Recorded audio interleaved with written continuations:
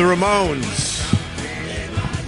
Somebody put something in my drink. That's a pick from Lil Jimmy Norton. Yeah, I like that. Songs. Awesome. That's a very cool song. Except whenever he says drink, I say beverage. Beverage. On non-alcoholic beverage. Yes. I say slow on booze, enjoy the road, sober. We should put something in your drink just to see what it would happen. I'm would curious. it be bad? Yeah, it'd probably be a problem. Don't be curious. No, you can't be curious about that. I don't want to try it, but I'm wondering what would happen if I had acid. Yeah. Which I was acid. Yeah, I wasn't even stable enough to do that at one. Nobody would do it with me when I was a teenager. Cause like, now you'll have a bad one. You'll have a bad trip. You wanted to do acid? I wanted to try it. Yeah, it scared me though. That always scared the hell out of me. I was a scaredy cat. You always hear about those rock stars. They did acid once supposedly, and next thing you know, they're collecting their toenails or whatever. Yeah. There's a guy named Mike who comes in the Comedy Cellar. He's been coming for years, and he was apparently a musician with Bob Dylan. Yeah, and he's one of those guys. He's like a local. Wait. How old is he? Like he's Bob Dylan's age? Yeah, he got to be in his 70s. And he comes around? Oh, for years. He's not homeless, but he's nuts. Like he comes in, he picks everything up and he adjusts it. He's like, you think he's homeless. Yeah. Because he's always like just touching the lights and he'll like clap and he'll be like, hey, and he'll talk to you. But he actually remembers my name, which is odd. Yeah. But then he'll talk about utter nonsense. It's never anything real. And he'll like start asking about fictional things that have never happened with people that don't exist. Yeah. And you nod, and then he'll just like adjust the light, and he'll like take the salt and throw it over his shoulder and walk out. What about the person behind him when he throws the salt? They don't care, and neither does. You're just happy that he's walking out. Oh, really? He's not a bad guy. He's like harmless, but he's like just uncomfortable. Is it bad that I love guys like that? No, I understand why. They're way more interesting than the people you see just wandering around this city. But you don't get any real conversations out of them. Like you once in a while, you want to sit down with him because Colin said he saw him in Woodstock years ago. They brought him on to sing something, so he was like a real musician at one point, but he was just too far gone to... Anything we know? No. He's not like on that level, but he did something with Dylan years ago, I guess. I don't know. Or he just tells people he did something with Dylan years ago. It doesn't seem like he has it in him to lie. I would anything he would say when it's not utter nonsense that I can't make any sense out of, I would believe. Can we bring him in? I wouldn't know where to find him. But he's functional. Yeah. But I wouldn't know where to find him. I hadn't seen him for a couple of years, and all of a sudden he's just standing on West 3rd Street the other night, and I was like, hey, Mike. And then what'd he say to you? Phil, didn't call Phil. What? I don't know what you mean. He has his good days and his bad days. But every comedian at the Cellar knows him, and he's harmless. Are you saying it was acid that did this to this guy? Oh, I don't know. I'd heard that rumor, but it might not have been. I'd heard he did a lot of acid. That's where we got to Mike. I don't know if that was that or not. But that was what someone told me. I never had the desire to do acid. Little shrooms, little college shrooms, and a cheese sandwich, but that's about it. You did the shrooms? No. Never did the shrooms? No, just mescaline. Just mescaline. Never did mescaline. No. Mushrooms scare me too. Yeah. Anything that would make me, I thought, nauseous. Pills and shit really frightened me. It was kind of nice, but it wasn't something I would do on a regular basis. How was your weekend, Jim? Uneventful. I mean, I went to Bob Kelly's son's party yesterday. His kid turned 2. His kid's really cute. And, he had a tent set up because we knew there was going to be a little bit of rain. But I don't think anybody anticipated the amount of rain we were going to get. It's a fucking monsoon. I just went to your Twitter to see the quick 15-second video of the rain at Bob Kelly's son's birthday party. Wow. It was bad. Well, I was driving home in that crap. Oh, we got it here.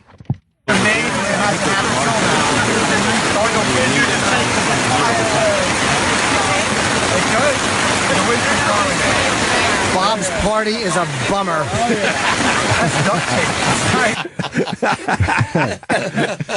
It's on Jim Norton on Twitter. We'll put it on all our stuff too, the Facebook page and our Twitter account. But that's not static. That's the rain hitting the tent. Rain. And Bob had hooked up tents too. He did have something for us, but he told me that I guess he was going to get a tent for whatever the price was. And then the guy had tried to like give him the more expensive tent, or said, "Oh, the 500 one's not available, only the 1,000 one."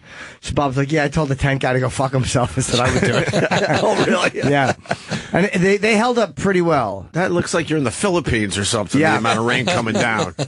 It held up okay, but I think it just couldn't stand. They were really, really raining. Did they give up on the food? It looks like they just gave up on the food and then didn't move it really inside. No, there was a few little things left out, like there was some soggy pretzels and other things I can't eat. No. But you can see there's like little umbrellas over them. But there a few things, like the Tostitos got sacrificed. But the grill, which is to the right of the camera and you can't see, that was fine. And they had fucking Ben and Jerry's came. I didn't have any, of course, but it was still a nice affair. I feel bad because I did the last minute bailout. Why? And he didn't write me back, so I got to call him today. I was just real comfy at a beach. And then I'm like, I was trying to get it together to go, to Bob's birthday party. And I'm like, man, it's just too nice here. So I went for the bail. So I owe him a phone call. I did write him, though, and said, I told him it was going to be, a 50-50 chance we make it. Well, coming from a beach house, I guess, how far out on Long Island is that? It was, it would have taken me, I mean, whatever. I could have stepped up and did it, but I was just, like I said, no excuse. I was just fucking comfortable where I was, just chilling out. It wasn't raining there? When we started driving home, we hit this crap. But how much traffic do you sit in? You go home like on a Sunday afternoon? So it all depends. If you're really having a good time, you just, you deal with it. We'll leave 7, 8, 8:30 at night, and then sit in 2.5 hours of traffic, but it's worth it. Or we'll go for the early bail like we did yesterday. We left around 3-ish. I think the party was on its way. Yeah. And we didn't make it home till 6:30. It took 3.5 hours because of all the rain. And because of this crane accident. We have this great new app. I forgot the name. It's on my wife's phone. Tinder. But it really tells you the traffic. Like it'll shave 5 minutes here, 5 minutes there. It's way more detailed, and then it gives you alerts like object in the road up ahead, pothole alert, flooding in a mile. It's because I wish I knew the name of the app. Is it Waze? Thank you. It's Waze. Do you like Waze? Yeah, and now Waze is integrated into Google Maps. Yeah. So, because it's all user-generated, that's what I was going to say. Yeah. So you could, get a comment like, well, I'm on this fucking road, and, there's a huge 2x4 on the road, and then, then the app will alert you that there's a huge 2x4 on the road. Oh, okay. I used Waze for a while, but then we just discovered it. We're way behind. But there's a social media aspect to it. That's what I'm saying, yeah. But you could put your own little picture, and then you can text people. That's the stuff I didn't like. If I'm in traffic, I don't want to be it was the people that would be hey, what are you driving? I don't want to hear that. Oh. That stuff bothered me. But besides that, it is a great app. Do you know this is a really good story? I was using Apple Maps. And I thought I was using Google Maps, but the guy went, "This is Apple Maps." Oh. And I said, "Did they redesign this?" And he said, "Yes, they did." The entire story. They'll tell you where the red light cameras are. Red light camera up ahead, stuff like that. But anyway, no, we had no rain until we got closer to the city, and then it was just a complete disaster because we had a crane fall in New York City over the weekend. There's stuff falling from the sky all the fucking time. All the time. And the crane fell, 30 stories or something like that? Well, it dropped something, I think. Was it the crane that fell? It dropped an air conditioner that they were putting into a building. You're right. But they reported at first that it was the crane that fell, but it was this huge air conditioning unit. And it fell 30 stories, I think, and hit it, and parts of the debris hit a car and other shit on the ground. People were hurt. Yeah, 10 people were hurt, right? Yeah. That is scary shit. So then they decide they got to shut down half the fucking city. Yeah. They shut down a lane in the Midtown Tunnel, and it was. Well, they were doing construction, I think. That was just overnight or daytime construction. One of the traffic channels said it was also because of that. I don't know. Was it downtown? No, it was 38th Street, something like that. Yeah, why are they doing construction on a Sunday afternoon when they know everyone's driving back to the city? Maybe it was just hanging there and fell. No, I mean the construction angle of the Midtown Tunnel. They shut down a lane for construction purposes when they know everybody leaves the city in the summertime and gets the fuck out, and everyone has to now drive back. It's a massive. It's worse than rush hour on Sunday afternoons, and they decide that's the time to do their construction. Yeah, they're shitty. They are shitty. They're shitty people. They don't give a fuck. No, they don't care.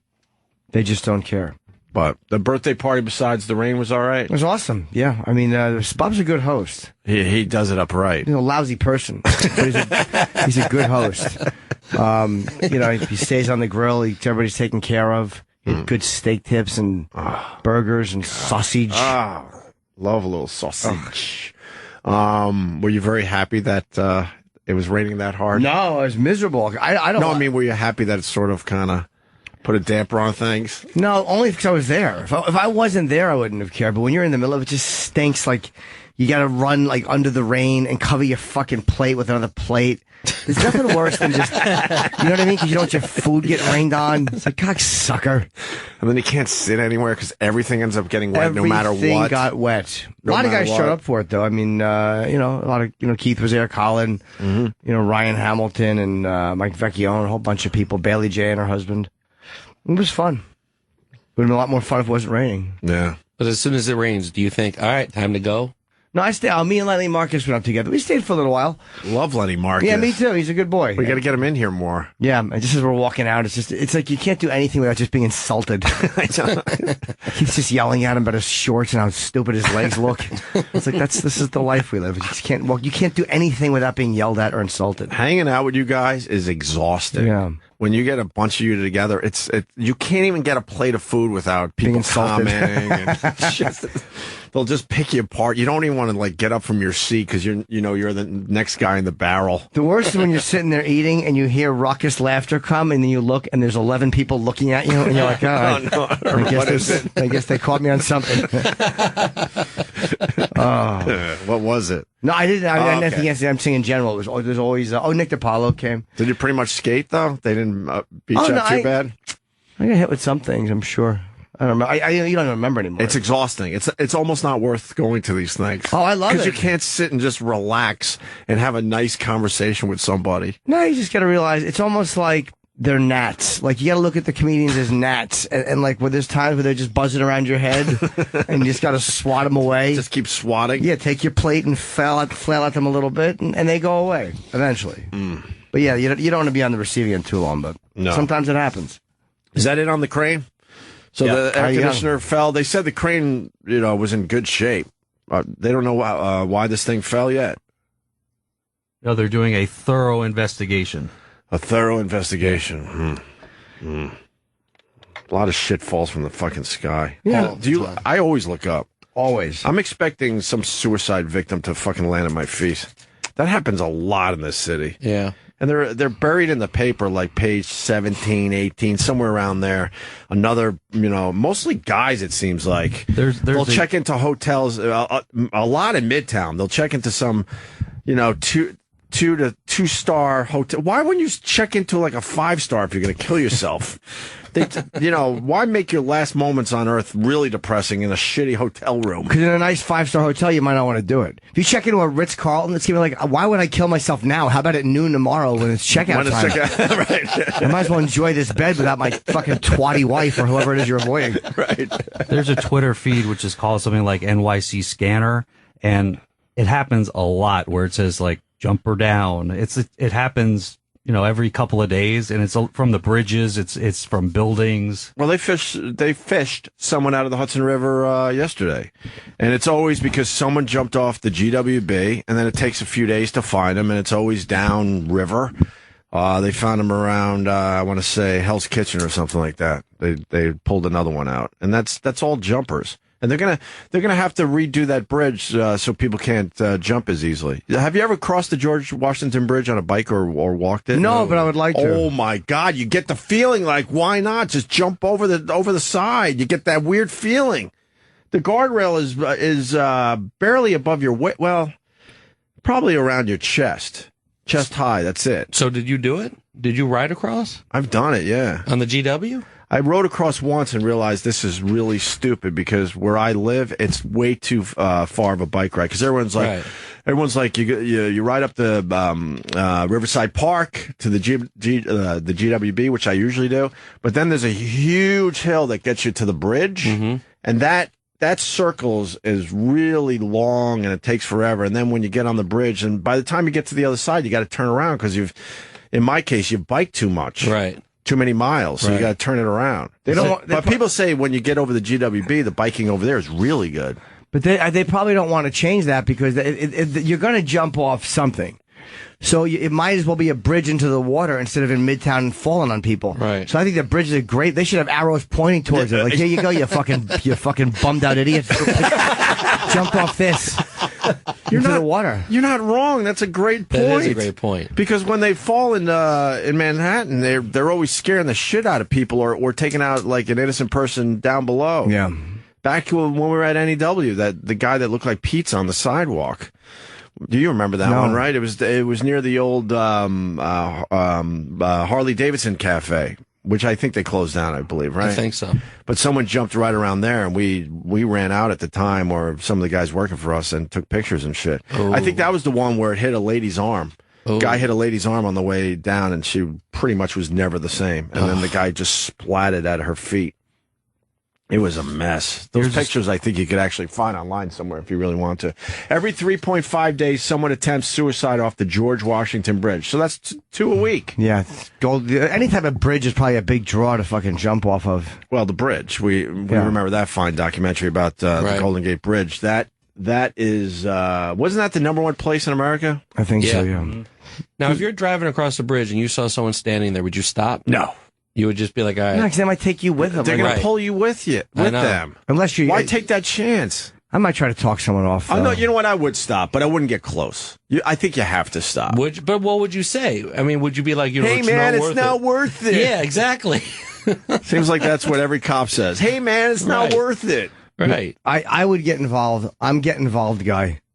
Are you I really? wouldn't physically stop it, but I would say something. He followed a bus. You know the bus story? I love the bus story. Okay, because the Stangles, they've been listening to the show for a really long time. Yeah. That was creepy how long Jimmy followed the bus.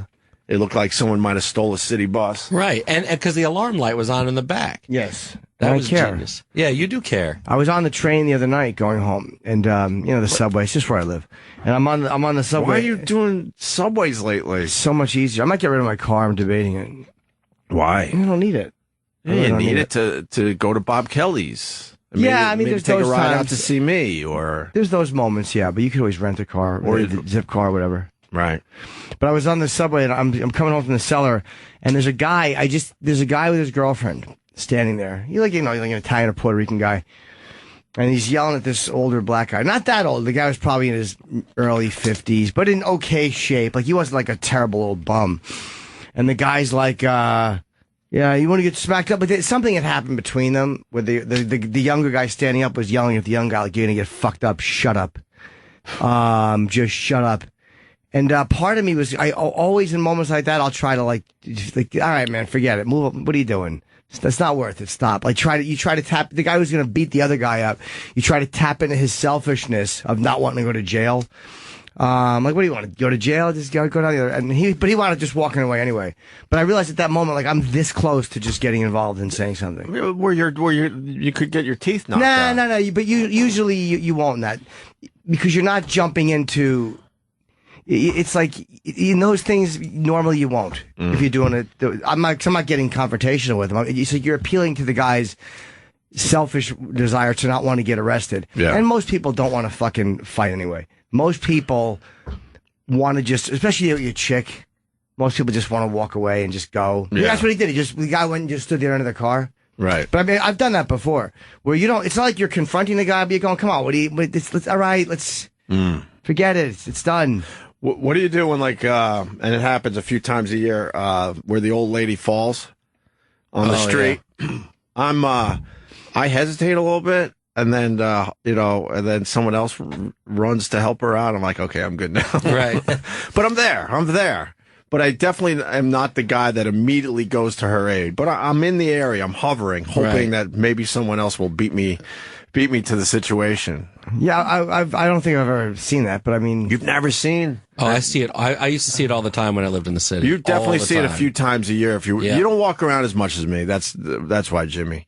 If you walk around enough in Manhattan, you will absolutely see a few old ladies just, bite it and fall down. I would try to help. They either slip off the sidewalk, or sometimes walking across the street in the middle, their leg just gives out and they go down, the lights change, and you're like, oh my God, they're about to get And it's smushed. always a younger woman that helps. Yeah. And then the old lady's always like, I just don't know what happened. Yeah.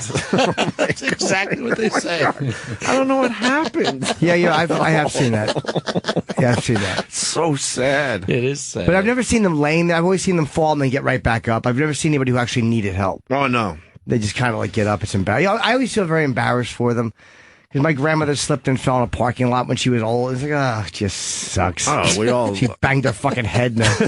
God damn it. got a big bandage on our head now. Yeah, I always feel bad for old people. Of course you do, because we all have old people. So you And you're gonna be immediately one. think of the old people in your life. I told you, me and my buddy Kenny years ago, this is not Kenny you know, but my guy who I was friends with since childhood, went to a Dunkin' Donuts like 2 a.m. one time.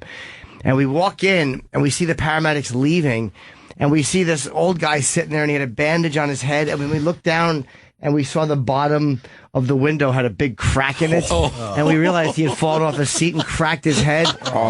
We howled because you can backtrace the story. And I know I've told this. You backtrace the story and you knew the guy had gotten to get up and fell and smashed his head and broken the window. So bad. Oh, we wept with laughter. Do you ever see someone walk right into a window Yes. or a glass Yes.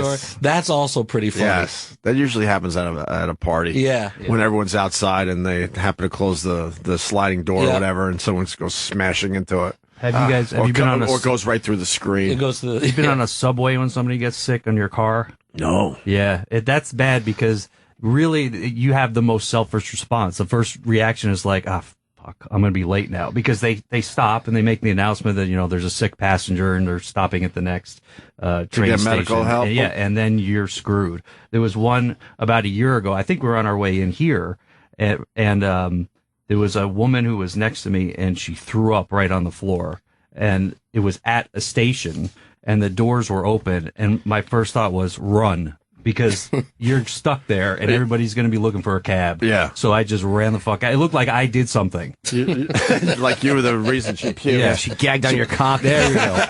You saw your penis, you peeper. I visited Australia, so I'm in a foreign country. Ooh. Yeah, get a load of Hey, Rockefeller. mate. Go ahead. Yeah. So public transportation there, it's trams, like in, I guess, San Francisco. Sounds amazing. It's beautiful. Trams. The trams. So it was like my first or second day, and I got off, and this old guy got off too, and he was standing right there. He turned white. He threw up and fell backwards out cold. And I'm the only one there, and this guy's going to die. I look around, I don't see anybody, and I don't see any police, and there's a payphone across the street. And so I ran over and I tried to dial 911, which is not a thing in Australia. Right. So I didn't, and there was no information on the phone of what to dial.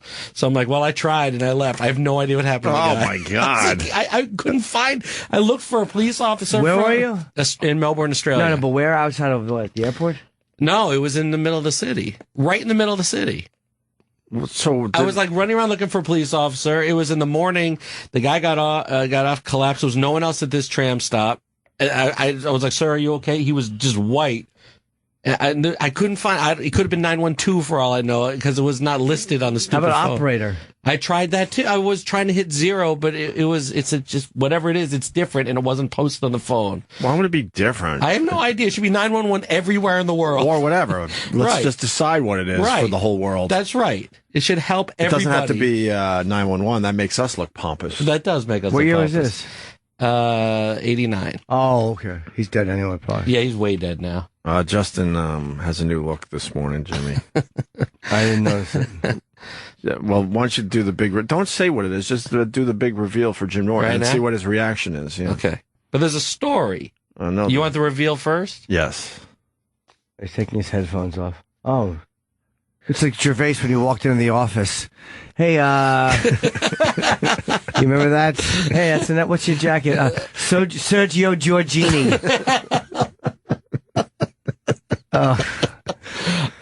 Whatever. Hurts.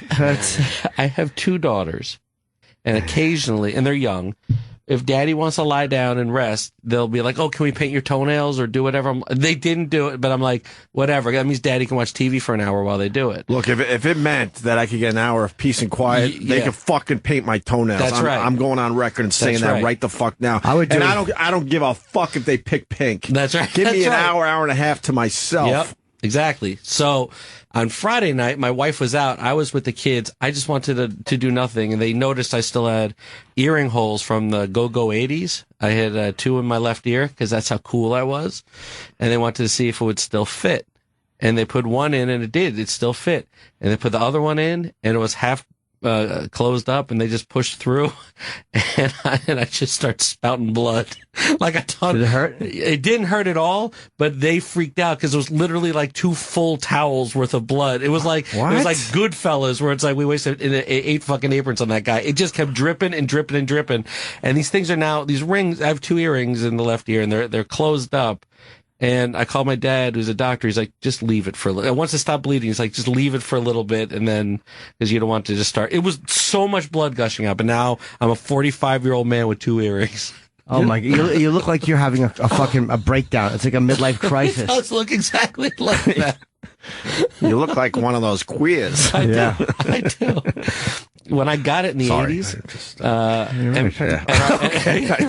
didn't mean it like that. I was just going for maybe a chuckle. I don't know. Like 87, when I was when I was a senior in high school, I came home with 1 earring. And that was fine in the 80s.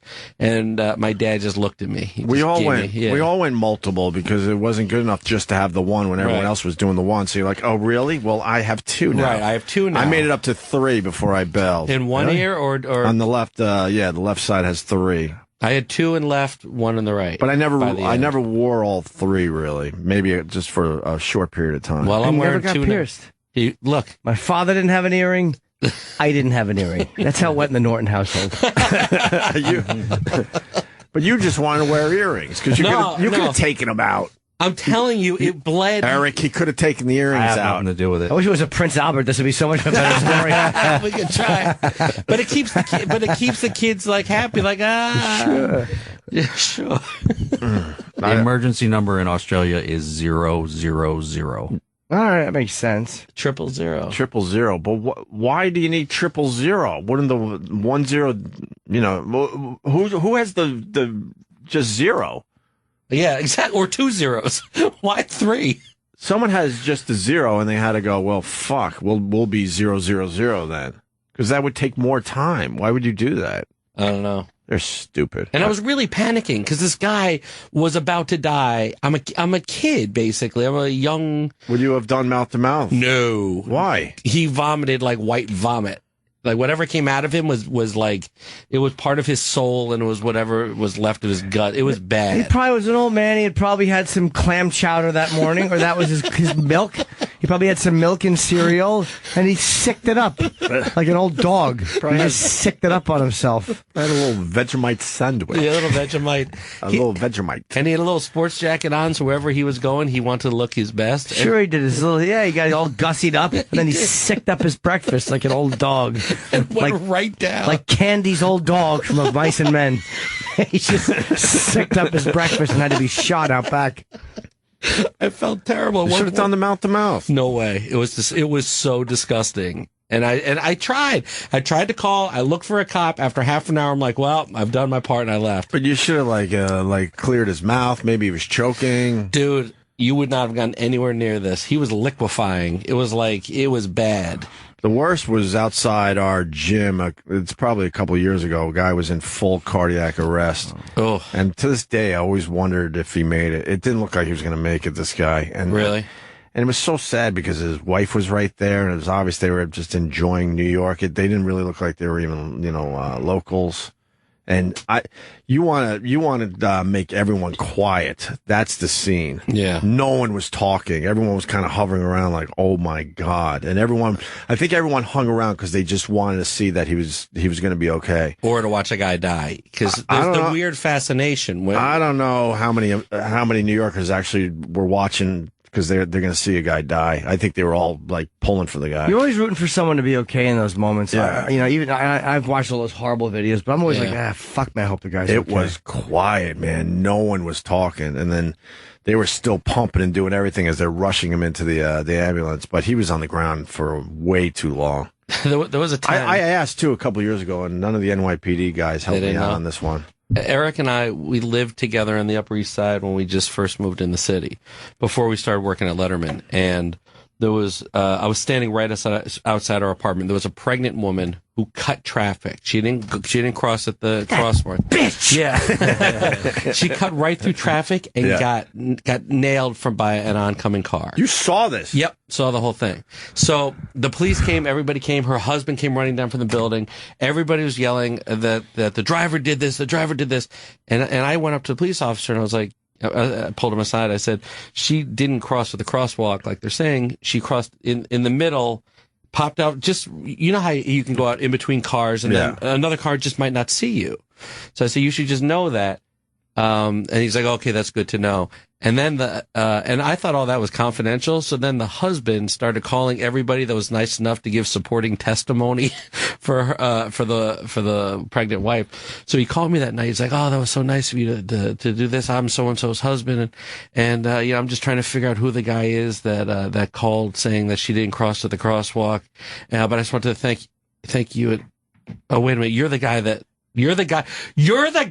told her, like, he was like, look at the wrong list. Oh, really? Yeah, and I'm like, well, but that's what I saw. And did she die? No, I think she was all right. I don't know about the baby, but it was bad. Like, she got knocked like 4 car lengths in the air. And but it was true. Why should you lie? Right. I don't know. I felt bad for the guy who did it because, like, I know somebody whose father accidentally hit somebody and killed him, and that is something that the guy's father had to carry around the rest of his life, and that made him feel bad. So this driver all of a sudden just had a woman jump out who was pregnant, and the guy tried to stop and hit her. So I just presented the information I saw, and this guy realized halfway through the conversation he called the wrong guy, and so he starts yelling at you. Yeah. You fucked up their whole case. I fucked up the whole case. Against the city, against the driver. You really messed them up. I messed up everybody. But how did the phone call conclude? Like, we dude, I just sort of said, I said, look, man, I told him what I saw, and he was screaming. I was like, look, I got to go. And I just hung up and left it at that. And no one ever called me again for either side. And that was it. Yeah, but I just saw a pregnant woman flying through the air. Like, holy shit. He's looking at like Benicio del Toro and fucking Fearless. You ever see that when fucking they're on the plane crash? He's like, how much can we get for a dead kid? Because Bubbles, fucking stupid Rosie Perez couldn't hold Bubbles. My baby Bubbles flew into the plane and got hit. Stupid Rosie Perez. That dumb accent. Yeah, Bubbles, I couldn't hold him. Enough already. Yeah, fucking dumb Bubbles. So happy that Bubbles bit it. Tired of that dumb fucking kid. So angry at Bubbles. Oh, he sickens me. Usually when you walk in between cars in Manhattan, it's a bike that'll get you. Right, that's true. Oh, man. How many times have you, like, had to back up quickly as this bike goes flying by you? Because you don't see them. And they're going the wrong way a lot of the time. That's always annoying. When I'm in the northbound lane, I'm going this way, and they're going southbound. I'm like, someone's going to get hurt here.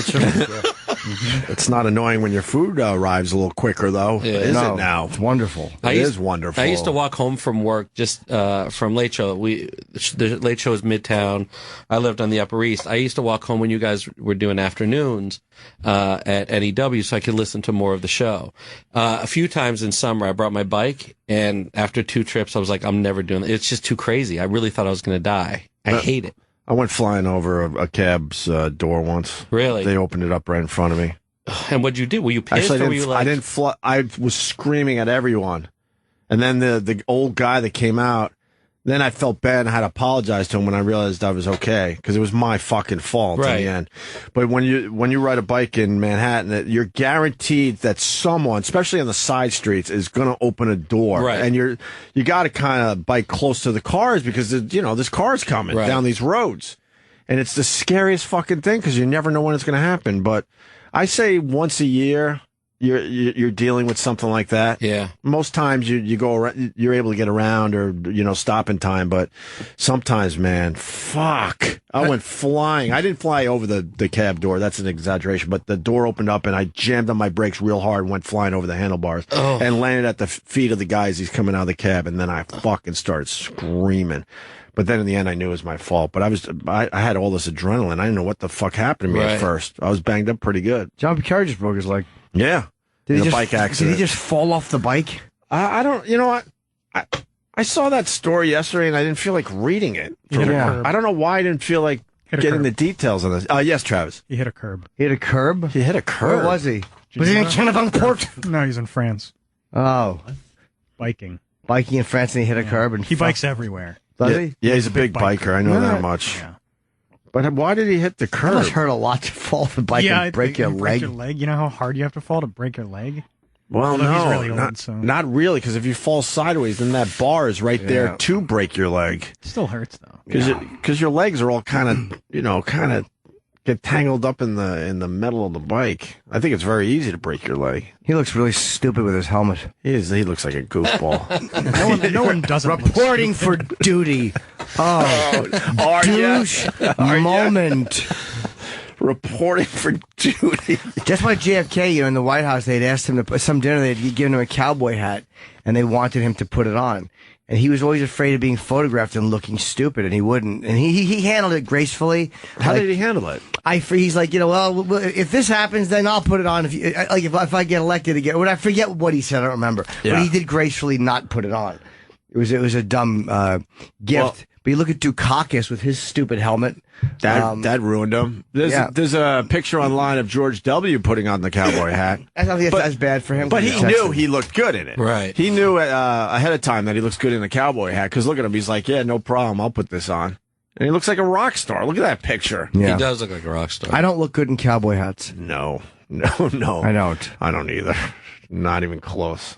I've tried them on. I'm like, this is the dumbest look for me ever. They're basically stupid hats. Yeah, I love hats, though. I will wear a cowboy hat. I will wear like a Portuguese fisherman hat just because I like hats. You have a big head, too. I got a giant head. I really do. And obviously, you like gold hoop earrings. They're too. silver. They're sterling silver. You didn't have to go with the hoops. You put studs in there. It's what they had. I didn't go out and buy it. It's what the girls had in the house. You wanted to come in here with hoop earrings so bad. No, I really didn't. Is this the real you? You said, okay, now that I'm in and I've got a couple weeks under my belt, these guys need to know that I like to dress up like a woman. Everybody's comfortable with me. It's all good. This is the real me, guys. It's all good. Earrings, hoop earrings on guys that's way out now. Look at it. It's way out. It's not even close to No, it. it's like 20 years out. Yeah, it'll be gone by Wednesday, I'm hoping. So John Kerry just hit a curb. He must have been biking with some guys, and what? I don't know how you hit a curb if you bike as much as he does. He might have been going up and just didn't see it, or he fucking banged it to his right, Maybe a car was a little too close, and he maneuvered a little over. And the good thing is, when you're John Kerry, you always have security people to pick up the phone and call someone immediately. Yeah, my manager fell off his bike and got a little fucked up. Where? In L.A. somewhere. So Jonathan rides a lot. But he also travels a lot. So if something happens to him in another country, how does he call for? How would he call for help? He knows what he's doing. It's 000. Yeah, it happens. 000. I'm thinking about getting a bike helmet finally. You don't wear a bike helmet? No, you have to in this. This city is nuts. How do you not wear a helmet? We grew up without helmets. I know. That's why. But this city is crazy. This is what happened. Yeah. This is why John Kerry. Paramedics and a physician were on the scene with his motorcade at the time and provided him with a 10-minute helicopter ride. So he didn't have to go through it like most of us would have. Oh, God, no. We'd be laying on the side of the road. None of us get a helicopter ride to the hospital after breaking our leg biking. Yeah. No, I don't wear a helmet. I'm thinking about it. You have to. Bike helmets suck.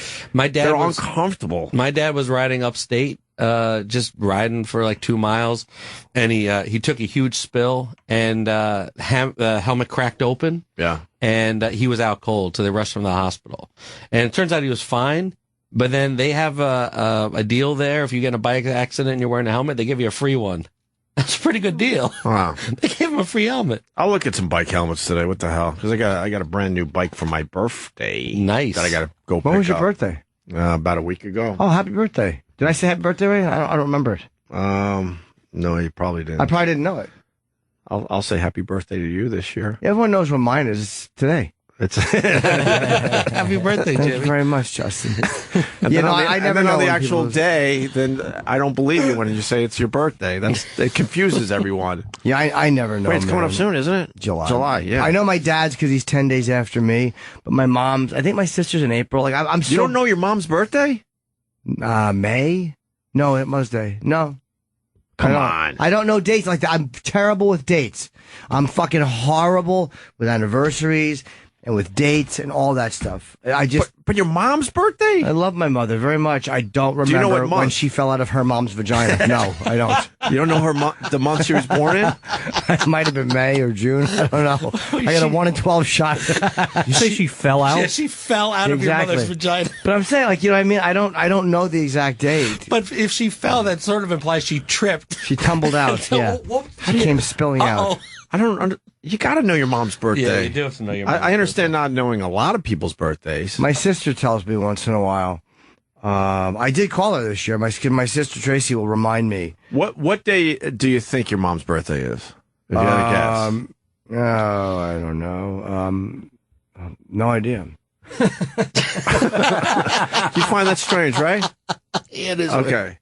I'm looking through my text messages as we talk to see if my sister sent me, because she'll be like, "Hey, you know, mom's birthday's coming up." I something I don't remember. I've never in my life been good at remembering dates with that stuff. I'm fucking horrible at it. I'm one of 7 kids. I know all my brothers and sisters' birthdays, my parents' birthdays. It gets a little squirrely with like my kids. I know what months they were born, but and some specifically I know their days, but that Your gets kids, your brothers. my your brother's kids. Sorry. kids. Yeah. Right. That's when it gets a little Right. off. But I think I still know at least the month they were born in. But I'll say this in my own defense: half the times I don't remember my own birthday is coming up. And I've been reminded, you know, your birthday's this week. And I'm like, oh my fucking God, it Yeah. is. So I don't, it's not like I'm obsessed with my own birthday. I think I hate birthdays. I hate my own. I don't want to acknowledge it. You know. Yeah. So I forgot that Saturday was Eric's wedding anniversary, and I didn't realize that until last night when my dad. I saw my dad last night, and he's like, "Oh, did you wish your brother a happy wedding anniversary?" And I said, "When?" He said, "Yesterday, Saturday." I was like, "Why the fuck didn't you tell me?" So when we met in the garage this morning, I wished him a happy wedding anniversary. That would never occur to me to wish someone a happy wedding anniversary. It's a tough thing to remember. You guys- it didn't matter. You guys are too close. It's a little creepy. Yeah. It's a little Let's creepy. commemorate the day you made the fucking worst move of your life. when Eric got married, I gave the best man speech, and of course you did. I had a video package prepared, and I asked Ernie Anastas, local news person. Anchor. Sorry. Yeah, Anchor. So I asked him to participate. So from the news set, he finished his news story and he said, and a happy, marriage to Eric Stengel and Elizabeth Weichman. Did this whole thing, and I had it on DVD, and I went and I played it, and it killed it at the wedding. He called Late Show every week for 2 years. I'm doing a charity event this week. Do you think Dave could come in and do it? And I'm like, I know. Wow. I got Dave now sucked into this whole thing. I think eventually Paul Schaefer agreed to do one, so I was out. Oh, really? Yeah. Good old Ernie Anastas. He is plastic man. He calls in a favor. Yeah. Yes, he did. He looks good. He goes to my physical therapy place, and he looks he's got muscles, that guy. Oh, does he? Yeah, he's cut. He seems like he doesn't have a human emotion. No. Muscles, like he's got. He's clipped, is he? No, he's clipped. Oh. He's unclipped, but he's cut. Someone is saying that John Kerry, but they hung up, and maybe we could look it up, was riding a girl's bike. Excuse me, a girl's bike when he broke his leg. He's smart then, because that's the best type of bike to ride. You don't want your fucking balls getting smashed on that bar. It's a smart way. I never understood why the girl's bike had the lower bar and the guy's bike has the bar right by the balls. It's probably because the bar there, if a girl falls off, her twat's gonna wrap around it and get stuck. It's stuck. Yeah, It says that in the slug bar. instructions. Yes, keep cunt off this, and it shows the bar. But a twat could get banged a lot harder than our balls. Yeah, that's true. So why wouldn't they have the bar for the girls' bikes? Because the female they can take a few shots. The female reproductive system's all inside. Our stuff's hanging out. There should not be a bar right there by ours. So we should be switching up the bikes. Yeah. We really should. Yeah. I'm going to put a seat back on mine soon. Let's say hi to Chris on Long Island. Chris, go ahead. Chris, Hey, good morning. How you guys doing today? Chris the teacher? No, Chris the EMT. All right. Chris the EMT. Welcome. What's up? Yeah, just real quick. Terry broke his femur. That's a fucking hard bone to break, man. Yeah, it's the upper thigh, right? Yeah, it's the bone that runs between the pelvic and the and the kneecap. So, I mean, if he broke that, he fucking accomplished something. That's a painful break, right? Brian Regan taught us that years ago off his CD. That the femur bone, they say, is the worst bone to break in your body. It's the most painful one to break. It's the hardest bone to break because of all the muscle that encases it.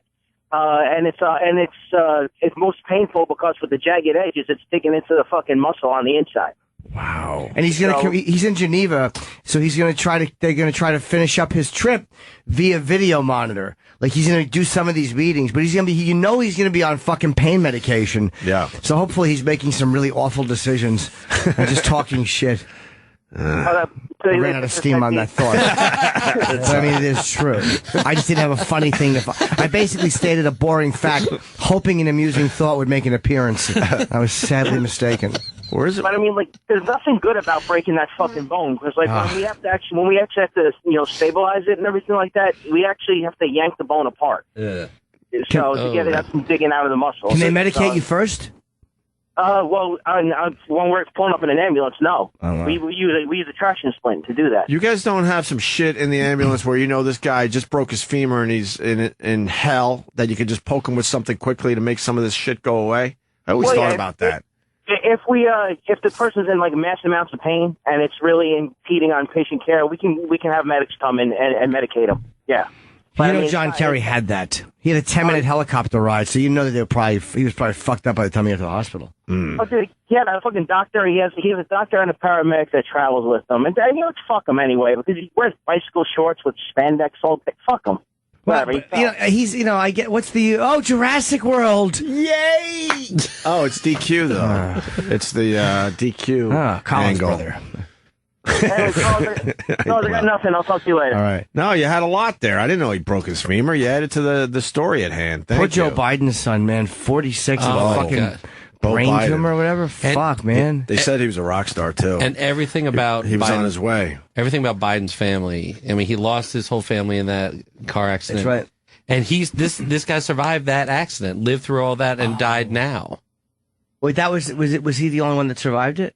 That's So his wife and daughter got killed or something?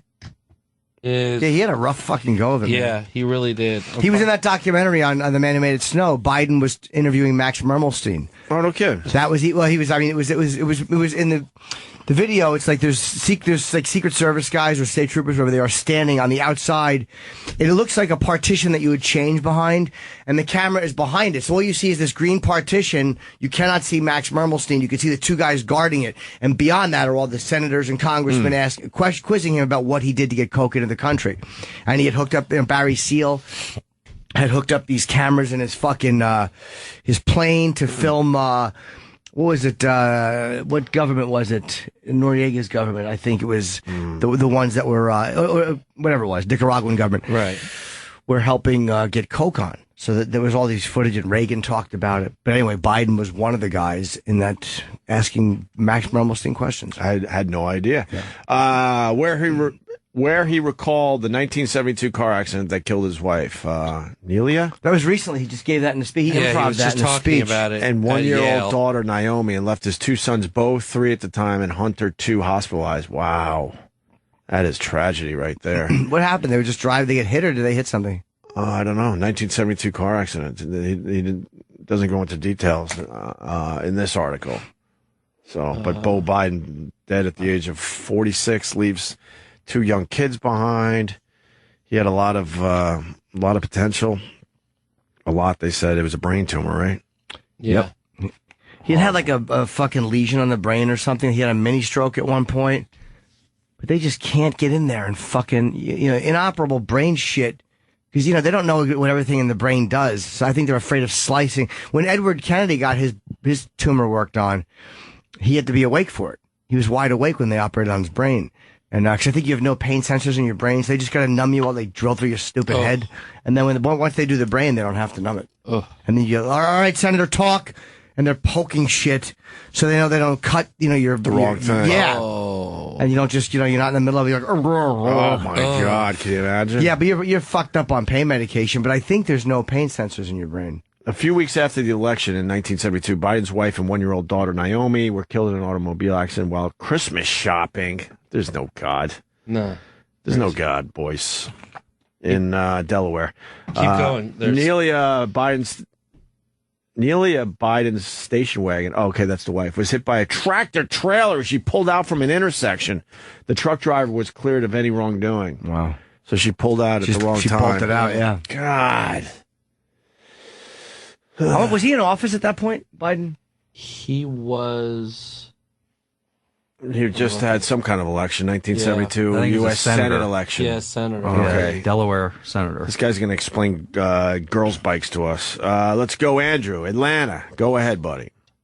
Yeah, I'm pretty sure the reason for that is the same thing as with side saddle riding on horses. Is back in those days, women would wear dresses, and they didn't want them hiking their leg and, exposing their crotch region. Okay. That makes sense. Yeah. I'm pretty sure anyway. No, you make a good point. Yes. Side saddle. But what about banging your balls on the bar? That Yeah, goes exactly. What about the other half of the conversation? Give the ball banging bar to the guys. Yeah. Thank you. There's no excuse for that. That's a good point about the old dress hanging down. Yeah. The old dress. Or the old skirt. They probably don't want to have to lift her legs. And all of a sudden, back in the old days, that's all they need. She wears that short skirt and her leg goes over and everyone's looking at her fucking hole. Everyone's staring at her dirty, fucking smelly hole. That's how they described it in the olden times. Yes, it is, without using the C word.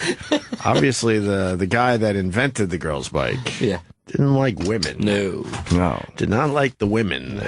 Thank you, Andrew. Thank you, Adrian. We got food here. We're going to take a break. Off to a kiss pretty my good neck. start, I would say. We got Godfrey coming in today. We haven't had Godfrey on in a while. Yeah, I'll tell you why I asked, because I've been promising him for years. He loves Jason Statham, who we have in today. Oh, that's right. And every time I'm like, yeah, but I'll introduce you to him or bring you in so you can meet him. And I always forget, and this time I didn't forget. And you said he does a Jason Statham, right? Well, he just does it on stage, but I'm not going to ask him to do it in front of Jason. That'd be too humiliating. I will. No, I'll be uncomfortable. He's got to do Jason Statham in front of Jason Statham. Jason Statham he's cool. I told Jason about him. Did you? Yeah, like there's a black comic who does an impression of you. He's like, hey. I guess that's my Jason Statham. That's my Jason Statham hearing information he doesn't care about. I like Jason Statham. He comes in here for every movie, too. He's one of those guys. He's promoting Spy in theaters this Friday. Yeah. What's the reviews on this movie with Melissa McCarthy? I've seen the commercials. I haven't heard that much yet. It's getting very good reviews. It is. It's like 96% on Rotten Tomatoes. Is that right? Yeah. Beautiful. Bobby Cannavale's in this movie, too, huh? I think the ads are possibly misleading because it's like apparently a very hard R, so like it's hard to market. Oh, Then really? Then they're being stupid because the commercials make it look like it's just kind of... Yeah, but there's only so much you can I know. you can do Yeah, with an R I guess comedy. you're right, you know? Travis. I think it'd be faster to name the movies Bobby Cannavale isn't in.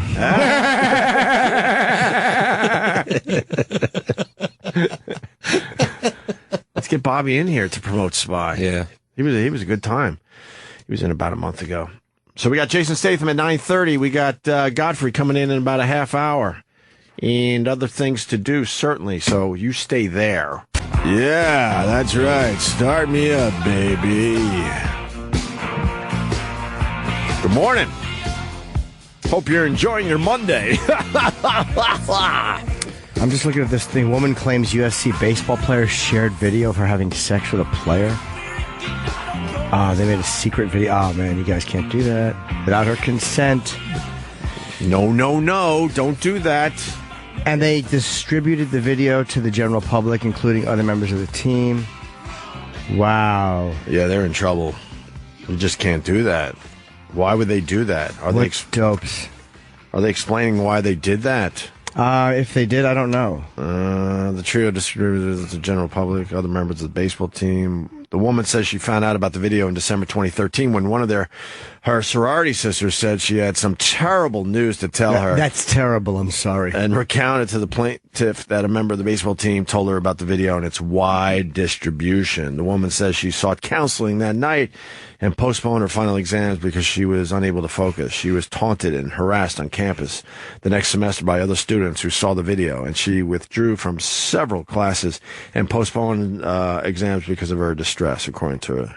That's terrible. That's fucking awful to distribute that shit and show other people that private moment that she didn't know was being filmed is awful. That's just stupid. Who's the guy? There was that one guy who took pride in being the most hated man on the internet.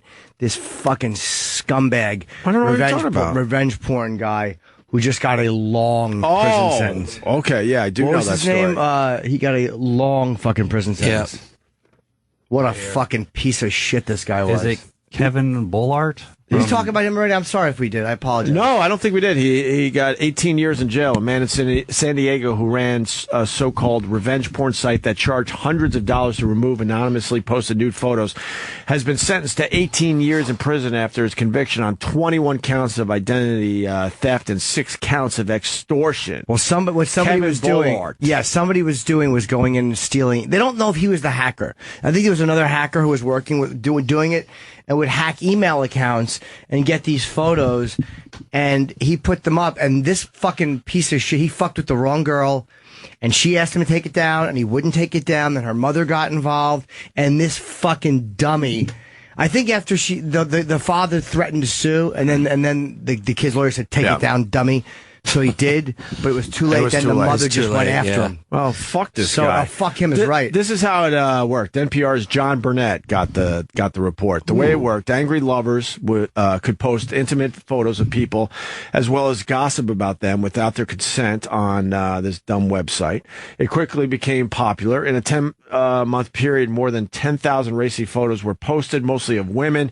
When the subjects objected, they were directed to another website and had to pay $250 to $300 to have them taken down. Today's sentence makes it clear there will be severe consequences for those that profit from the exploitation of victims online. Good. Victims included teachers, wives, and professionals. The compromising photos cost people jobs, damaged relationships, and led to one attempted suicide. Bola Ert, how do you say his name, you think? Bola earned about $900 a month in website ad revenue and collected about $30,000 from victims. That's crazy. Wait, $900 a month is all he got, or is it $900? That's an ad revenue. That's ad revenue. That's all he got? He had sponsors, though. Yeah, he had sponsors. That's crazy. Harris warned that sitting behind a computer committing what is essentially a cowardly and criminal act will not shield predators from the law or jail. We will continue to be vigilant and investigate and prosecute those who commit these deplorable acts. So yeah, there you good. go. I'm really glad he's going to prison. That's such a fucking 18 years. Good. I hope he dies in jail. That's such a brutal thing to do to people. Everyone talks about privacy invasion and how, that's the type of shit you got to watch out for. It's your scumbag ex uploading. I have so many fucking dirty pictures of people that have been sent to me. So many. And it has never occurred to me to post them. And I'm not being a good guy. You're just not supposed to do that shit. Mm-hmm. No, it never occurred to me to hit somebody with a fucking lead pipe either. I don't deserve an award for that. Yeah. But it's not even like that's common sense. It's just gross. It's a gross violation of somebody's trust. But it's not even like this guy set it up. Like, if he was angry, all right, here's a picture of all the girls that screwed me over or whatever. He is setting up a business where anybody can send me your stuff, and then if you want it down, you have to pay me $300. Mm-hmm. So it's all blackmail. Of course it is. Absolutely genius. It is. I mean, it's kind of genius. Yeah. He came up with a decent business model. Yeah, Well, the Silk Road guy, too. The guy, that was a brilliant thing. He got 25 years or something. He's No, didn't he get life without parole? Oh, maybe he did life. Sorry. Yeah. Was it not life without parole? Life without parole. Yeah. Did he? Yeah. Wow, that judge, she gave him more time than I think even the prosecutor asked for. What's the Silk Road thing all about? It's the black web or whatever, the dark net. Which is, it's not www. There's some onion server you need to get to it, or I don't understand it. Computer guys are probably yelling at what a dope I am, and if one of you guys wants to call in and explain it. But you could hire, Bitcoin was the currency used, which is the most brilliant thing I've ever heard of is Bitcoin. It's an online anonymous currency, and you can actually go to Bitcoin ATMs and cash them in. Yeah. And you could buy child pornography, you could buy drugs, you could buy murder for hire. And they got him on being a drug kingpin, because I think he made like 18 million. And, he knew that heroin deals were going down. He was taking a piece of it, all the transactions made. And I guess a couple of parents, like in victims' impact statements, testified, and that's swear. But I the parents, as much as like drugs are fucked up, your teenager did choose to do them. Like, I know the drug dealer has to go to jail, and he should go to jail, but come on. I mean, nobody forced that into your fucking kid's hand either. Like, come on. I still don't understand this fully. It's you cannot get to it from World Wide Web. I think the Navy had set up something, or there was some kind of an internet thing for them to use to communicate privately, so you couldn't track it. And of course, I guess hackers know how to use that. And I don't know. Can somebody call it? I literally don't know what I'm talking about. Yeah, there's a documentary. There's a documentary, actually. I haven't heard of this either. It explores the rise of a new internet. It's decentralized, encrypted, dangerous, and beyond the law. And it's directed by Alex. Deep Web. Yeah, it's directed by Alex Winter, who was from He fucking Bill and cool. Ted. Oh, Bill and Ted. It's cool. His name's Winter. Yeah, fuck yeah. Wait, the Bill and Ted guy Yeah. is the director of the Deep Web. Well, Silk Road is an excellent adventure. It's on Epics. Oh. Deep Web is on Epics. I would love to know more about that. And I think it's just software that enables anonymous communication, but you have to have that on your computer to be able to access Silk Road. But the thing is, it really is anonymous too, because they use it like, and again, when I talk about computer anonymity, there's places in the Middle East where if you blog, the jihadists will decapitate you. So you need it because you have to stay alive. And the people who I've read about have said that they were very confident blogging because they knew that they couldn't be traced. Like this software. What is Onion? It's got something to do with Onion? Let me see. We're finding. It says Silk Road was an online black market, best known as a platform for selling illegal drugs. Okay. Was he the founder of Silk Road? Yes. And he got caught, and they redid it. Like after he got caught, somebody else remade it. And they both got caught. No matter how smart you are, you're dumb. Because I think the original email he used was like, and way back when, to start to do whatever he did, connected to his real server. Like he used some email address that just gave him away way back in the early part of the process, and that was how they got him. No kidding. Because I don't know why these smart guys can't figure out. Maybe he thought there were too many layers of insulation. Yeah, there's something called a Tor network. And, Yeah. And it's that means it's an anonymous network, and instead of like a .com, it looks like it was a .onion, which sends it to like a it hides the IP address from where you're logging on from. Well, look at the phones. Looks like a lot of our listeners know all about the Deep Web. Great. I'm guessing for drugs too. Let's start with Rick in Charlotte. Rick, welcome guys. to the show. Thank you. I'm not into hard drugs, but I did see the documentary at a film festival, and Alex Winter got up after and spoke. It's just interesting. The thing about this guy is he claimed initially that he was one of many people that started the site. It wasn't just him. Then when he got to the trial, he said, no, I started it, but I'm not the one at the end who kept it going. But if you read the case, it's pretty dramatic. They got him. He was at a public library, and the feds just swooped in on him, and they caught him logged in, and they caught all the files on his computer. So, but here's the interesting thing, guys. When you watch this doc, it's very one-sided, and it's clear that Alex Winter, who is a great documentary filmmaker, he feels bad for this kid or thinks he's innocent. But the film is told from the perspective of a Wired writer, and this Wired writer afterwards in the Q&A said that he absolutely believes that this kid is guilty. So it's weird because the majority of this movie is interviewing this Wired writer. The movie's skewed towards this guy being innocent, but the Wired writer is convinced the kid's guilty. If you get a chance to see the okay, but what is it? But the Deep Web. What exactly? Some more information on the Deep Web, if anyone. Okay, it's an underground way to view websites, meaning you can do it incognito, you can do it untraced. That's why you could go in and buy these hard drugs. And as you probably read, there were hundreds of thousands of transactions And again, many duplicates have popped up since then. He just started it. He started with this name, Dread Pirate Roberts. Right. And again, it just took fire, and people knew they could go there and buy anything. He's also been accused of trying to have killed 5 people who he thought might blow the whistle. That's right. Yeah, that was also, the judge really threw the book at him for that. She said, you were going to have people killed who you didn't even know. But how, what do you, are the websites all down now? I mean, there's nothing I really want to order off that, but you can see, movies for free and all that shit, right? Yeah, It's everything from hard drugs, stolen goods. It wasn't just drugs by any means, but there were, obviously drugs are things you can't buy other places. It just made it very convenient. And no, there's been dozens of them popping up, and I think that's what this judge said too. He said, you spawned this, and now, there's tons of these online. The government's now playing whack-a-mole, trying to catch these guys. But you never know. They set up, they also set you up too, because the government has smart people working for it too, and they have hackers working for them. Yep. So I'm sure a lot of this stuff are just they're just trying to trap people. They hire the best hackers to work for the government, right? Interestingly, though, guys, along that, and this is something else Alex Winter pointed out. It was a Baltimore police department, I guess, somewhat a local police department. Jimmy McNulty.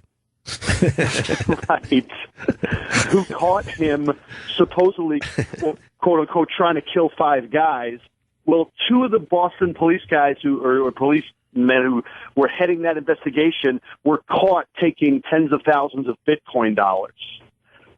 So that Alex Winter was using that, and he was never convicted for that, trying to kill people. But Alex Winter was using that as a point that maybe that wasn't true, and that the cops are corrupt too. I've tried to understand Bitcoin, dude. I've looked up documentaries on it. Too. It's brilliant, and I can't. My mind won't grab it. You can't wrap your head around it. No, and if you have a bank account, a regular bank account, I do. You do. Yeah. All right. So if Jimmy, for example, Yes, I do. has a bank account. Yes, I do. I have a bank account. BOA. Go ahead. If something happens and you lose a check, the bank can reissue or do whatever. Bitcoin, there was some guy that had $500,000 in Bitcoin on his computer, and his computer got stolen, and there's no way of retrieving it. It's not like you can go to the website and report a story. It's once it's there, that's yours. It's on the hard drive. Exactly. Right. Yeah. Jimmy, Rogan did a great podcast on Bitcoin. We're listening. Yeah, buddy. Hey, buddy. We're here. Oh, sorry. I thought you guys coming. No. And then there's also a doc on Netflix. I'm as obsessed with docs as you guys are. The Rise and Fall of Bitcoin or something. So check out Bitcoin on Netflix, and then Rogan, of course. It's probably knowing Rogan's a 3-hour podcast on Bitcoin. My friend used to, she's actually on Kurt's podcast, Katie. She used to write a piece on Bitcoin. She really understood it. Really? And tried to explain it to me, and I just couldn't get it. Is it no good anymore? Are they still using? No, it's still good. Okay. It's still good. And you can go to ATMs and cash it in. Is that right, though? There are ATMs. I mean, there are very mainstream websites now. You can go in and pay. You can go into the websites and pay with Bitcoin. Bitcoin. How do we collect Bitcoins? I just want to start collecting Bitcoins. How do you buy it? Could people just start sending me Bitcoins? Yeah, from the mint. You can buy it. I wish I knew more about Bitcoin. You can buy it, and then again, like Mr. Stengel said, it's stored on your computer, though. It doesn't seem like, but it fluctuates wildly. Don't call him Mr. Stengel. He's got 2 gold hoop earrings in his left ear. Exactly. It's MS period. Yeah, he doesn't deserve the Mr. title it's today. Chaz Stengel. All right, punch it out, boys.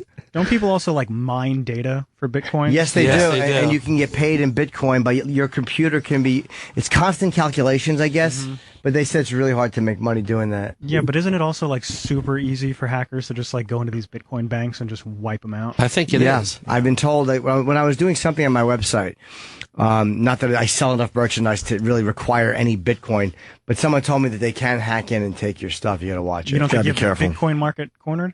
No, I don't think I have any market cornered. That's all right. Everyone wants in on this. So, Rick, thank you. We're going to go to Rod in Indianapolis. He's got a little more on the Silk Road. Rod, go ahead. Hey. Rod? Hello. Just everyone say hi.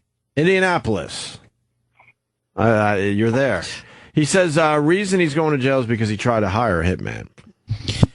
I'm reading a lot. There's Silk Road 2.0, 3.0. It looks like 3.0 is when they started accepting Bitcoin. There are competing ones like Open Bazaar, which is pretty much a completely illegal eBay. You can just buy anything on there using Bitcoin, and they can't trace it to you. Patrick in Jersey, go ahead. Hey guys, yeah, listen, Rogan, I think like 2 weeks ago on your the Rogan Experience on your show, he had the guy on talking about the deep web is actually, it's like the sewer system of the internet. It's built by the government to basically all the banking transactions, all the ones and zeros. It's all designed. It was all designed. It's not like something somebody made up, and they're just using the basement of the web, and you can get in there, and then so it's basically having a VPN. So like you can't be detected by anybody. You're not being traced through any website. What is a VPN? Well, your VPN is when you're at work. Like I work for a company and I work remotely, so it's basically an encryption. So what it does is it makes it so that people can't break into the network of my company, and I can be at a Starbucks working, and I have an encrypted signal to my company's computers, so I can access my company's computers. So what this is, isn't it? This wasn't built by these guys. What they're doing is they're using the deep web, which is basically where all the ones and zeros go. Stuff you'll never find. You can't trace it because it isn't there for the www. You Google it, you're not going to find dark web and actually get on there. You have to use like torrent, like BitTorrent. That's where you ever like people talk about downloading movies illegally and all that stuff. Right. Yeah, of course. So when you use BitTorrent's one of the ways to get into and using the deep web, so that you can get in there and get on any website and you can't be traced. But it's great because if you use it the right way, like you can use it and you go on Amazon and you can buy things, and now no one can steal your credit card information because they can't, because you're not being on a website where hackers can break into easily, even though they say they're protected and all. They're not. There's always a hacker who can break into someplace. And using the deep web keeps you from being found. It could be used for good. Yeah, this deep web. Absolutely. Yes. And it is for good. And that's what it is for. It really is. But people, anything that can be used for good can be used for bad. So I just thought there was only one internet. All these years, I just thought there was only one internet. The government's been sneaky since day one with the internet. How is there a basement to the internet? Right. The whole thing's a basement. Yeah. I don't get it. Exactly. It gets worse than what we see? Well, no, think about it. In the city, you have, all of New York City. Figure New York City is the internet. All right? Well, there's a whole structure that makes New York City run. The sewers, the electrical systems. That's all part of the city, but you're never in there. But that's how this works. You're talking mole people now. Oh, yeah. The mole people. It's what maintains the web. It's when the banks and the stock market and everything have to transfer all that information back and forth. It's a tons of ones and zeros that that no one needs to see and no one needs to get to. It shouldn't be touched. Okay. But there's got to be a way to transport that, and that's what the dark web is. But it should be. Everyone, if it was a utopian society, everyone should have that, because no one can be breaking into your system. But can you see websites with it? Oh yeah. Oh, okay. You can go to any website through it, but you got to get it. You got to get there first and go from there. And this way, you can't be traced. So yes, when you can't be traced and you can't be found, people can then steal and do all the bad things. But where do you have stuff delivered to? Don't they just trace where the delivery's going? Yeah, right. If you're having heroin sent to your house. But the websites like Silk Road and stuff are all in the deep web. They're not. It's not a commercial website. So you're not gonna. It's not www.com. So the ones that these drug websites that are working in the deep web are ones that are not normal websites. So you're not going to find them. But when people start talking, like the cops didn't find it by going, someone had to bring it to their attention, and then you get into it and you get into the deep web, and then you can find it. You're not going to find a website that's in the deep web that was built in the deep web. In other words, it's that onion or whatever it was. So that's why this is how that works and how it lasted so long. Because if you had, a regular website, that was selling cocaine, on, www.com, and it was cocaine.com, well, that's going to get shut down immediately. When you build a website and set it up in the deep web, it isn't going to be traced. You don't find out unless somebody else lets somebody know about it, and then because these guys you're all anonymous. You can come up with basically a username in the deep web, and now you're completely anonymous, and you're working in the tunnel. So there's no Google on the deep web where you can look for cocaine. And we're all looking for clicks. So I would assume www.cocaine.com would do much better. Yes. But then again, you got a lot of eyes on you. Yeah, you'll be down in 5 minutes. Yeah, I know that shit. I mean, if you call Rogan now, I don't know if he's probably sleeping or whatever, but if you call him now, he did on your show. I think it was 2 weeks ago. I listened to it. One of his podcasts. He had a guy talking about this. Explaining it a hell of a lot better than I can. No, you did a pretty good job. We're going to try to get Alex Winter on. He's the director of Deep Web that's on Epix right now. Yeah, that might have been the guy he had on the podcast with him. I don't remember the guy's name, but it was very interesting, and it made me even think about trying to look into it to get in to actually use it just to be safe. Okay, but you're a lot safer using that than using the regular internet to do your regular business. All right. Thank you, Patrick. We have so many people. I have much more on dark web. I could help with the dark web. I have more info on the dark web. I could help with deep web. I have info on darknet. I can explain Bitcoin. I do cybersecurity for a living. I can help. Which one you want? Any one of them. Any one of them. So if we are we done with Bitcoin or no. All right, let's try more on Bitcoin. Then. Here's one question: if we go on the deep web right now, is it illegal? I mean, if we're buying drugs, if we're killing someone, obviously it's illegal. But if you buy something, is the whole act illegal or just what you do? No, because he was saying you can go to Amazon and your credit card information can't be traced or something like that. But when the hackers, go down that road too, I'm sure that they have. But I guess the odds of them taking your info is less, I guess. I don't think going on is illegal. Let's say hi to Bob on Long Island. Bob. What's up, guys? Hey, man. So with Bitcoin, one big thing you missed is that it exists as a physical serial number. You guys can back it up on a piece of paper if you wanted to. If you lose your computer, it's your own fault that you lost your Bitcoin. You can write down your Bitcoin address on a piece of paper, put it in a bank security vault, and if you lose your computer, go and retrieve it. Oh, wait a minute. So you have an address. Sorry, but you have an address where all your Bitcoin is stored? Right. When I give a Bitcoin to you, I'm giving you a physical address. You get possession of a physical serial number. Does each Bitcoin have a serial number? You can understand it. Does each Bitcoin have one? Exists. Yes.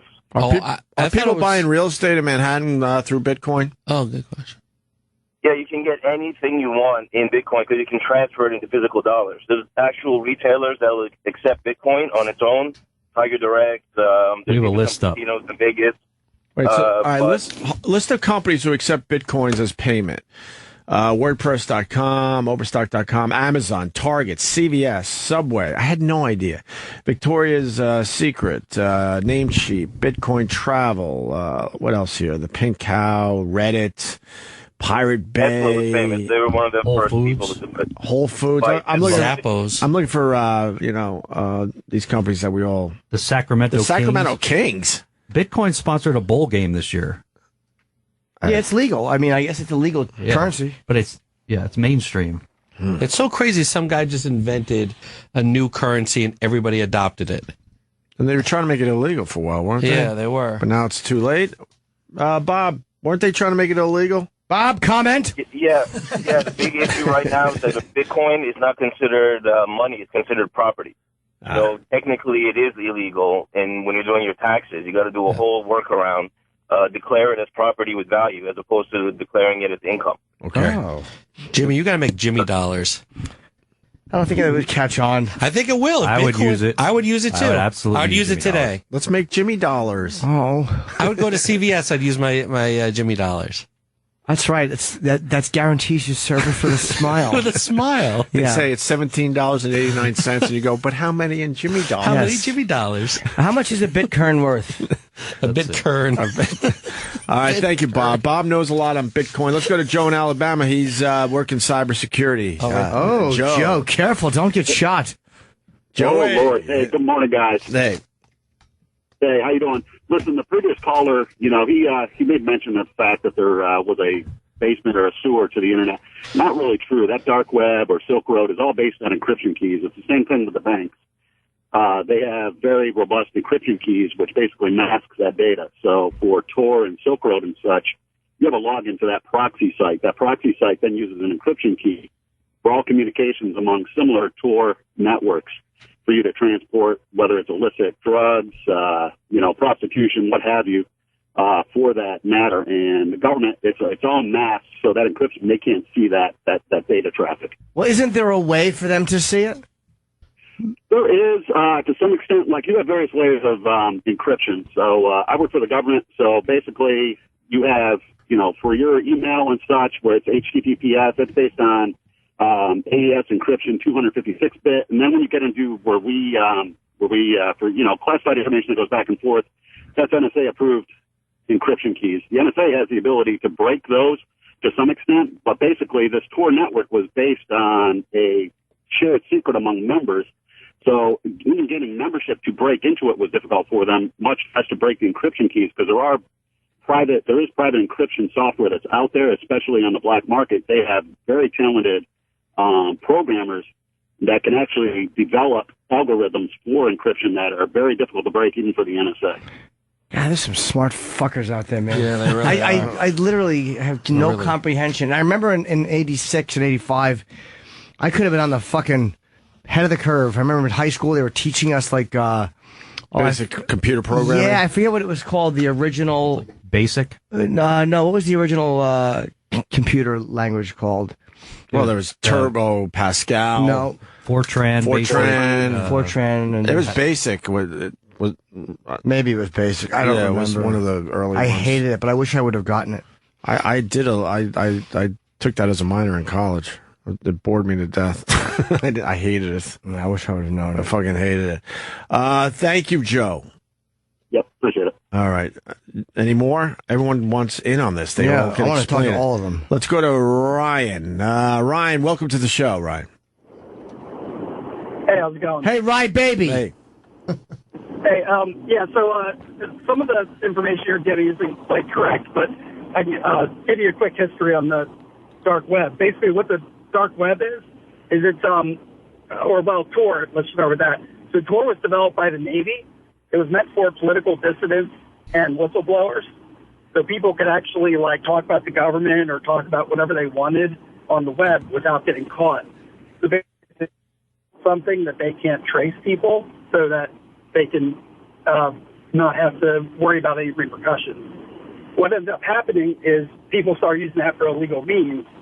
And Tor itself, what it is it's basically a whole bunch of proxy servers. So when you install it into your browser and you try to connect to the deep web, it actually routes you about 65,000 times through proxy servers, which makes it possible to trace somebody back. Yeah, that's a lot of. Do it, but The government's tapping your phone, sir. Yeah. Ryan.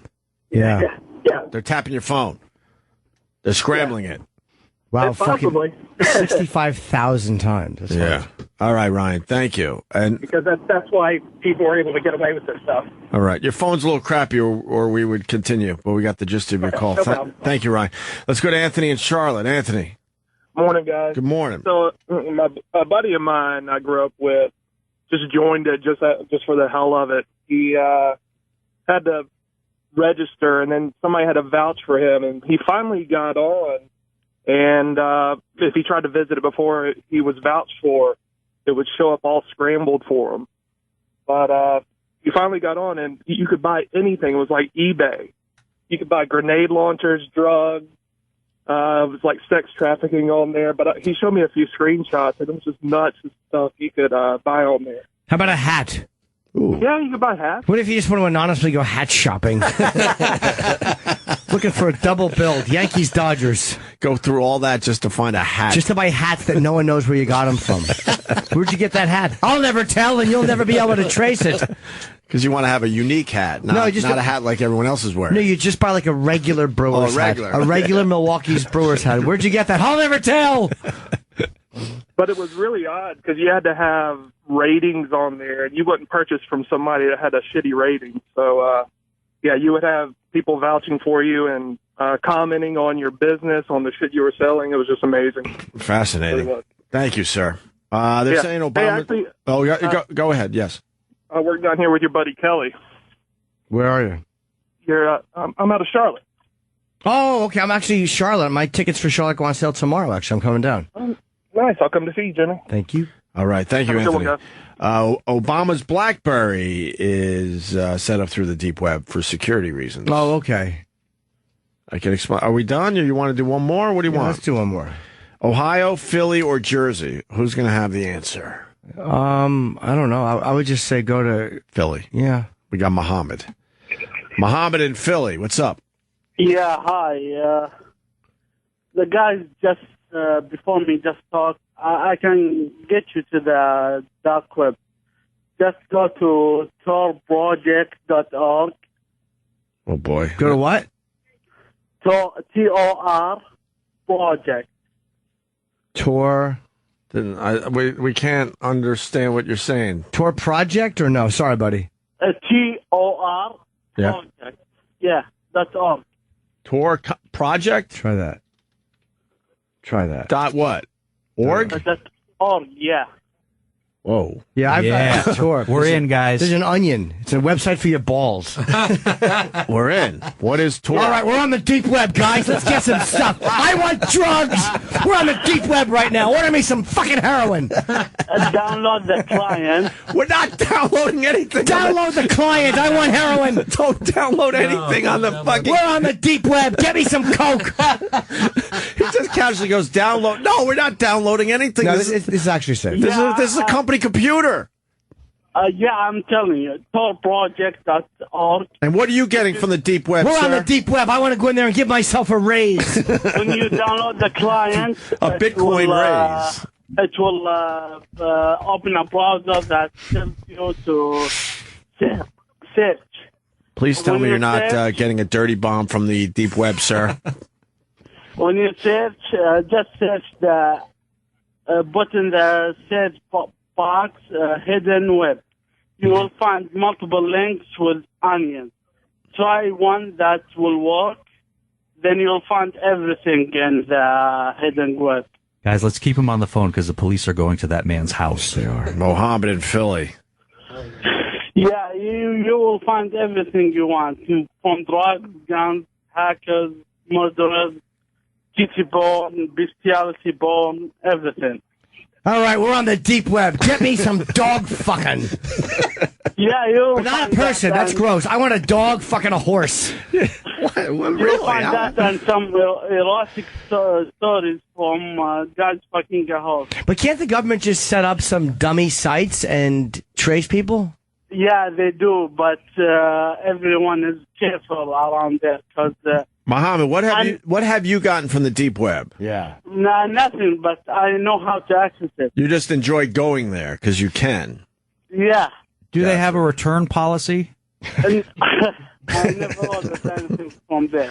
Gift cards? If a website asks you for an official email or official data, you know that that website is from the government. So almost every website that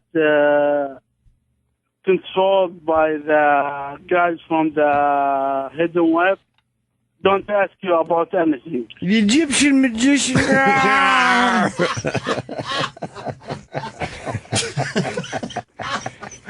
And I go to deep web and I take tiger and he bites tortoise sight.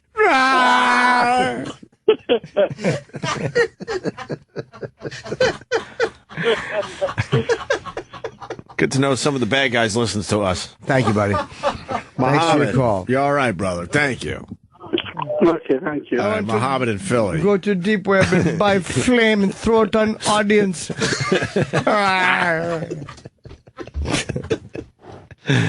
I just bought Tony Awards tickets on the deep web. Did you? No. Oh, I'd love to go to the Tony Awards, but no one knows I'm coming because I bought them encrypted. Ooh, what are you doing here? Surprise! All right, I guess we learned a little bit today, right? Yeah, very interesting. I can explain dark web so even dopes can understand. Well, that's the guy for us. All right, we'll end with Tom in Jersey on this topic. Tom, two dopes on the phone. Hello. Yeah. Good morning, Tom. Good morning, fellas. Basically, just to make things a little clearer, right? So the internet is everything, and the World Wide Web is what you're used to. So in layman's terms, it's kind of like you have a city with streets and avenues, and everyone knows how to get there. You can still have somebody who lives in the woods. It doesn't mean he lives in a basement or a sewer or some other dumbass thing. Unless you know how to get there and the secret word to get through, you can't get to it. So it's more difficult to trace. It's easier to be somewhat anonymous, but nothing is clear-cut and true. A couple of the guys explained it really well technically, but that's like 50,000 feet, layman term kind of deal. Okay. I thought the WWW was everything. Yep, so did I. Apparently not. The old tour. Go to get some. No. All right, Tom. Thank you. Thank you. Thank you. Man, that got him talking. Well, I will be buying some heroin this afternoon on the old tour site. The old tour site. I'd like a big, bald wrestler, please. Man like him would have trouble buying heroin online. Yes. All right, we got Godfrey. He should be here. Godfrey, yes. He'll join the show next, and then a little later on, we got Jason Statham from the new movie The Spy, which is getting really good reviews. We're happy for our pal Jason Statham. Yeah. So we'll talk to him as well today. I wouldn't say I'm happy for him. I mean, I'm happy for the guys like Jason Statham. No, I like Jason. I'd be happy for me if something happened. You're on your way. No, to where? I don't know. You've been filming this and that. On my way to Palooka City. I have an announcement. Yes, Jimmy. Charlotte. I'm returning to Charlotte November 5 through 7. I usually sell that out. Tickets on sale tomorrow. Pre-sale tomorrow morning. On sale Thursday, but pre-sales tomorrow at 10. And I got Pittsburgh, Borgata, Albuquerque, Seattle, Minneapolis, and Warren coming up because the kid needs money. Do you accept Bitcoins for your I tickets? do. Yes. But I'm not going to tell you where my shows are. I'm doing the dark web show. The dark web tour. Maybe that's what's been wrong with me. Maybe all of my fucking my websites on the dark web and no one knows where to find me. I feel like I've been on the dark web for a while now. Yes, I have. Use your Bitcoins and come see my show on the dark web. Come find me. That's right. I'm on tour.onion.org. It was 10 years ago that Natalie Holloway disappeared, and it reminds me of the old bit from our pal Patrice O'Neill. So I think we go to break with that. It's only a couple minutes. Can you do it, or is Travis going to do it? Travis is doing it. All right, so Travis is going to do it in honor of Natalie Holloway. It's been 10 years. Patrice just had a great fucking angle on this. Yes, he did. He is missed. So check this out, and then after the break, Godfrey. Stay there. A lot going on. Tracy Morgan was just on the Today Show. We're going to play the clip in a few minutes. Bring Godfrey see how our pal has been doing. And we got Godfrey outside the studio. We got to bring him in. And then we got Jason Statham from The Spy. I think it's called The Spy, right? I don't know, actually. Nope, just Spy. Oh, just Spy. Okay. Has there never been a movie named Spy before? It's funny, right? Like probably. Oh, okay. Yeah. The Spy who sodomized me. What's up, Godfrey? Hi, buddy. Yo, welcome. This is awesome. How you doing? Welcome to your once in every 5 years. You guys. Oh wait, I gotta what? All right, hold on a minute. I know once in 5 years. Wait. Well, that's just a mistake. I'm trying to make a little joke about it because that's just a mistake. You hit a button and now I can't hear anything. Hello. Really? We can hear you on the air though, Jimmy. I can hear you, Jim. What button did you hit down there? I didn't touch any. I didn't even touch anything. You already blamed me. I didn't do nothing. You just blame me as soon as I get here. No, I don't hit a button actually. I don't think so. I can't hear anything. What? Really? You want to switch? No. Listen. I don't know what happened. I thought my mic was off. No, your mic's not. I hear you. I hear you, Jim. No, I don't think I touched anything over Here's here. the fixer-upper guy right there. Maybe when I turn Godfrey's mic on, it fucks up everything. Whoa. Turn his off for 1 second. All right. Hey, can you hear now? No. Oh, boy. All right, Godfrey. You're good. You're good. I'm good to go. You're good to go.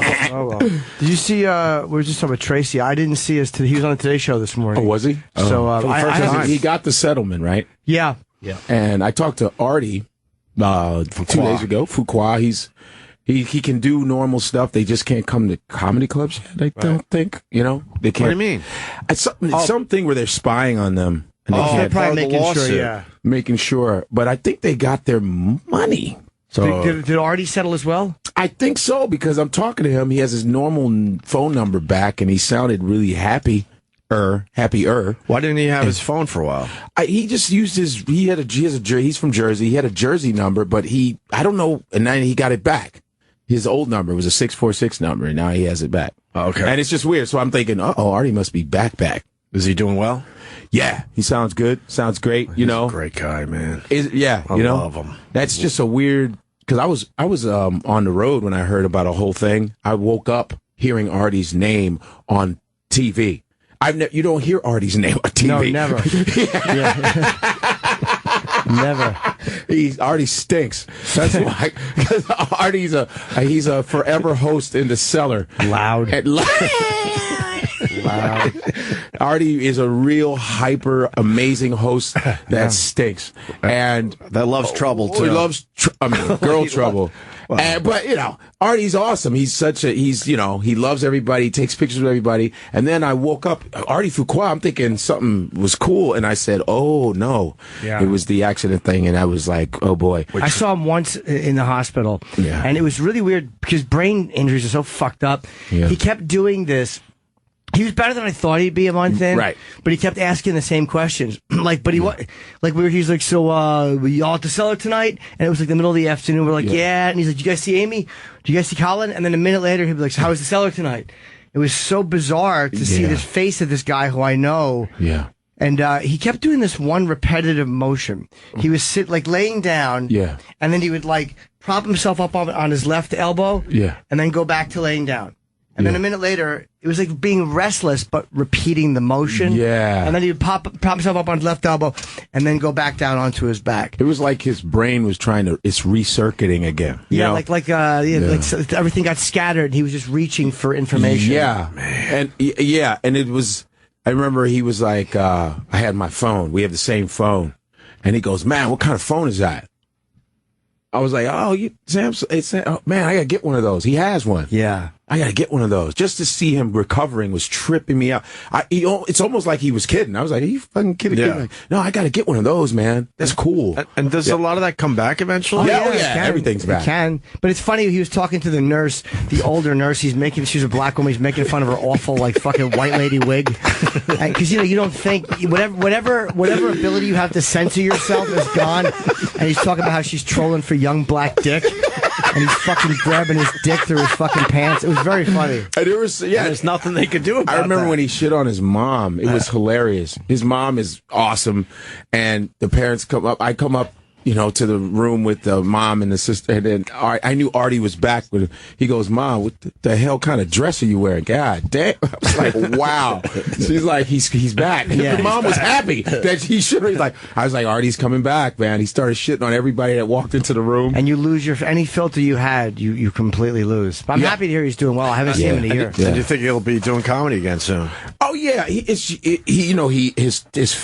fibula was broken. It's not the tibia, it's fibula. That's the thigh muscle, the thigh bone. The femur? The femur. Sorry, fibula. Femur. We only know that from the John Kerry bike accident, so don't worry. No. We were just talking about femurs about an hour fibula. ago. I just made up a bone. But no one corrected it. No one. We just bought it. Oh yeah, the fibula. I've heard of that. But it broke, so they got a metal rod, whatever. So he's doing rehab when walking. So I think he's doing really well. He had physical therapy every day. Yeah. You know what I mean? So, I guess Tracy, they're saying he's going to get an excess of $10 million from Walmart. Damn, good. Yeah, I mean, his earning potential, what he lost during the year. Of course. He probably would have made most of that if he was, right. His tour was doing good. Accident. Yeah. His tour was doing good. Would have made a lot of that. I wonder what Artie is going to get. I don't know.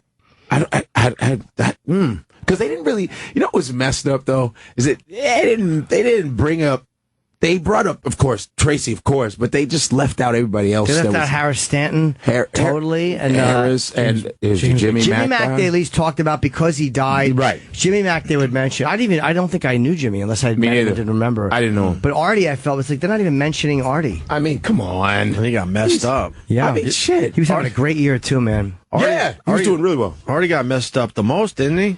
No, I think Tracy did. But Artie got beat down. Artie had the brain trauma.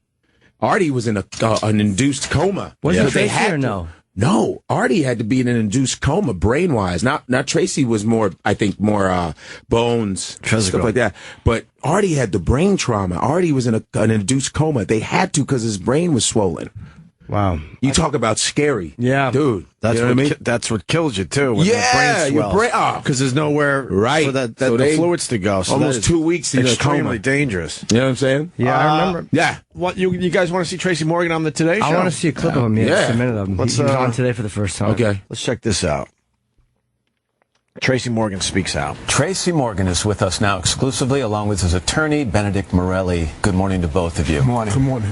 You're a sight for sore eyes. Thank you. How do you feel? I can't believe I'm here. I can't believe I'm in front of you. I can't believe I'm just here and just seeing the tragedy that happened. It touches me. Give me a sense of what the last year has been like for you emotionally, Tracy. Oh, it's been up and down. I have my family. You know, I have my wife, Megan. We're about to be married. And my daughter, my son. So they keep my spirits up. And then I have Ben and Matt Frost and Mark Landsman and all these people that help me get my spirits up, and Tina Fey and all the people calling me. It's just helping me get my spirits up. I mean, the case is settled, but the pain is always going to be there for Jimmy Mack. You know, he's a close friend of mine, a comrade in comedy, and he was a loving man, and he was a warm man. It's okay, baby. He was a good man. It just hurt me to see that he's gone. That's it. Can I ask you to take me back to June of last year, Tracy, and that accident? Did you... I don't remember the accident. I just remember when I came through, Megan, my fiance, was right there, my son was right there, and Mark was right there, and Ben was right there, and that's basically what I remember. You were in a limo type of a van or a bus that was hit by a tractor trailer that was going over the speed limit. The impact was devastating, as we've seen those pictures. You say you don't remember the accident. Did you see James McNair after the accident? The last time I saw Jimmy wrote a joke for me. It was a Donald Sterling joke. And I asked him to come with me the day before, and he said, "I'll be there. I love you, peace." And we went there, and we did the show, and I did the joke, and everybody got applause breaks. And I looked to the side, and I see Jimmy standing there laughing. And that was the last time I seen him alive. When did you find out he had died in this crash? 2 weeks later, after I came out the coma, my lady told me, we put Jimmy to rest. And I just came out of a coma. So then when I got home, it really hit me. And every day I would just watch the accident on YouTube. And one day I came across his funeral on YouTube. And I lost it for about a week. A lot of people wouldn't have wanted to go to YouTube and see that. Why was it important for you to go see that? Because I had to know what happened to my friend. I had to know. And I had to pay my respects. And that was my way. After the accident, Tracy, there were so many varied reports of your condition. Some said you were in a coma. Some said just broken bones. What injuries exactly did you suffer? Well, as you can see the scars on my head, there are times where I have my good days and my bad days where I forget things. You know, there are times where I got the headaches and the nosebleeds, and I won't even let my lady know because I don't want her to be worried about it. But I have my good days and my bad days. You speak about your lady. You told me something in the green room a few minutes ago, that you almost always travel with your family. That when you do gigs, you almost always bring them with you. And this one time, because your daughter was teething, you did not bring them. Yeah, I told Megan, I said, you and the baby stay home. I'm going to go to Delaware, and I'll be right back. Because I know when I look at that accident, I don't think my daughter was 10 months old. She wouldn't have made it, and Megan wouldn't have made it. And I don't know, man. That's really the thing that tears me up. The one thing we want to say, Matt, is that Tracy went from Robert Wood Hospital in New Jersey to JFK because of his head injury, and they did such a great job there for him. And I know Tracy had told me many times, including yesterday, that he wanted to thank Dr. Brian Greenwald, who is a brain injury expert, and he still sees and takes care of Tracy, and that's a great hospital at JFK. And I think you also wanted to thank a few people, Trey. Oh man, Nurse Jackie. When I first came out to the coma, I was a mess. I would curse her out every day. I would throw things at her, and only thing she would say to me is, "Everything is going to be all right." So one day I went to see Dr. Greenwald, and I've been having these dreams about my room that I was in. He said, "You want to go upstairs and see it?" And when I got off the elevator, I was seeing all these faces coming to me that I remembered. And I guess who came around the corner? Nurse Jackie. And I just grabbed her and I wouldn't let her go. And I said, "I'm sorry. I'm sorry." She said, "I told you everything was going to be all right." And I had David Clark. He was a nurse there. He would rub me on my hand and say, "Everything's going to be all right, young blood." And the thing is, Matt, that you want to know that Walmart people took full responsibility for this. I want to get that in 1 second. And I know you wanted to say that. Has the emotional side, Tracy, been harder for you to deal with than the physical side? Well, bones heal, but the loss of my friend will never heal, because we know each other a long time. But I'm happy that Walmart stepped up to the plate in a tremendous way, and they took full responsibility, as you said. Because it's true, they took full responsibility, and I'm just really happy that they looked out for Jimmy Mac's family, because I know my friend can rest in peace now, because they took responsibility for that. And in the beginning, it was a misunderstanding, but that got squared away, and they came through in the clutch. What are your goals, Tracy? Can you want to get back to performing? I love comedy. I love comedy. I'll never stop loving her. I love comedy, and I can't wait to get back to her. But right now, my goal is just to heal and get better. Because I'm not 100% yet. I'm not. And when I'm there, you'll know it. I'll get back to making you laugh. I promise you. You always have. There's one thing, Matt, that I want to say, and Tracy. I'd like to say I love my son, my brother Marlon, and my brother Wayne, and all those people that were there on the highway that night that stopped just to help get us out. My two drivers, Ty and Ed, because they literally tried to pull us out. Please, let me say this, and I want to thank the helicopter people that took us to the hospital, and the doctor, the ambulance drivers, and the police that was on the highway that night, and just the passerbys that tried to help, and everybody that helped our lives. Everybody. Ben, I've just got 10 seconds left. No, it's okay. The CEO of Walmart, Doug McMillan, reached out to me, and Tracy and I are going to be speaking to him personally this week, because they want to say they're sorry. He wants to say sorry to Tracy directly, and I think that, and apologize and see that he's okay. And I thought that was a huge gesture. And Artie and Jeff, I love you guys. And Harris, I love you. Benedict Morelli, Tracy Morgan, don't be a stranger. You are a sight for sore eyes. Thank you. Thank you. And very good. We're have a check of the weather. Yeah, really great. I gotta tell you something. We were gonna only play like a quick clip. Yeah, of just a quick moment. That was just fucking amazing. Wow. Yeah, because we all heavy. know Tracy. Some better than others in this room, but we all feel like we know the guy. But Tracy has always carried his emotions on his sleeve. So, but yeah, you know, wow, that's heavy. That's right. a different version of Tracy Morgan. It man. is. It is. Wow, I wasn't breathing through part of that. I know. I was just holding my breath, going, "Holy fuck!" Yeah, and they really praised Walmart too. So that, like Walmart must have really done the right thing by everyone. Because at first, Walmart probably they tried to. We were fucked on this one. At first, they were like, wasn't wearing a seatbelt. They tried to blame it on them. Yeah, you weren't wearing seatbelts this whole nine. And, Walmart has the money to okay, we're going to take them to court and just hang out. But at one point, just to play the other side, they probably realized, oh, my God, we're way over our head on this one, man. Yeah. And, So, well, I'm glad it's, But to see Tracy, tearing up and just being extremely serious like that. Yeah.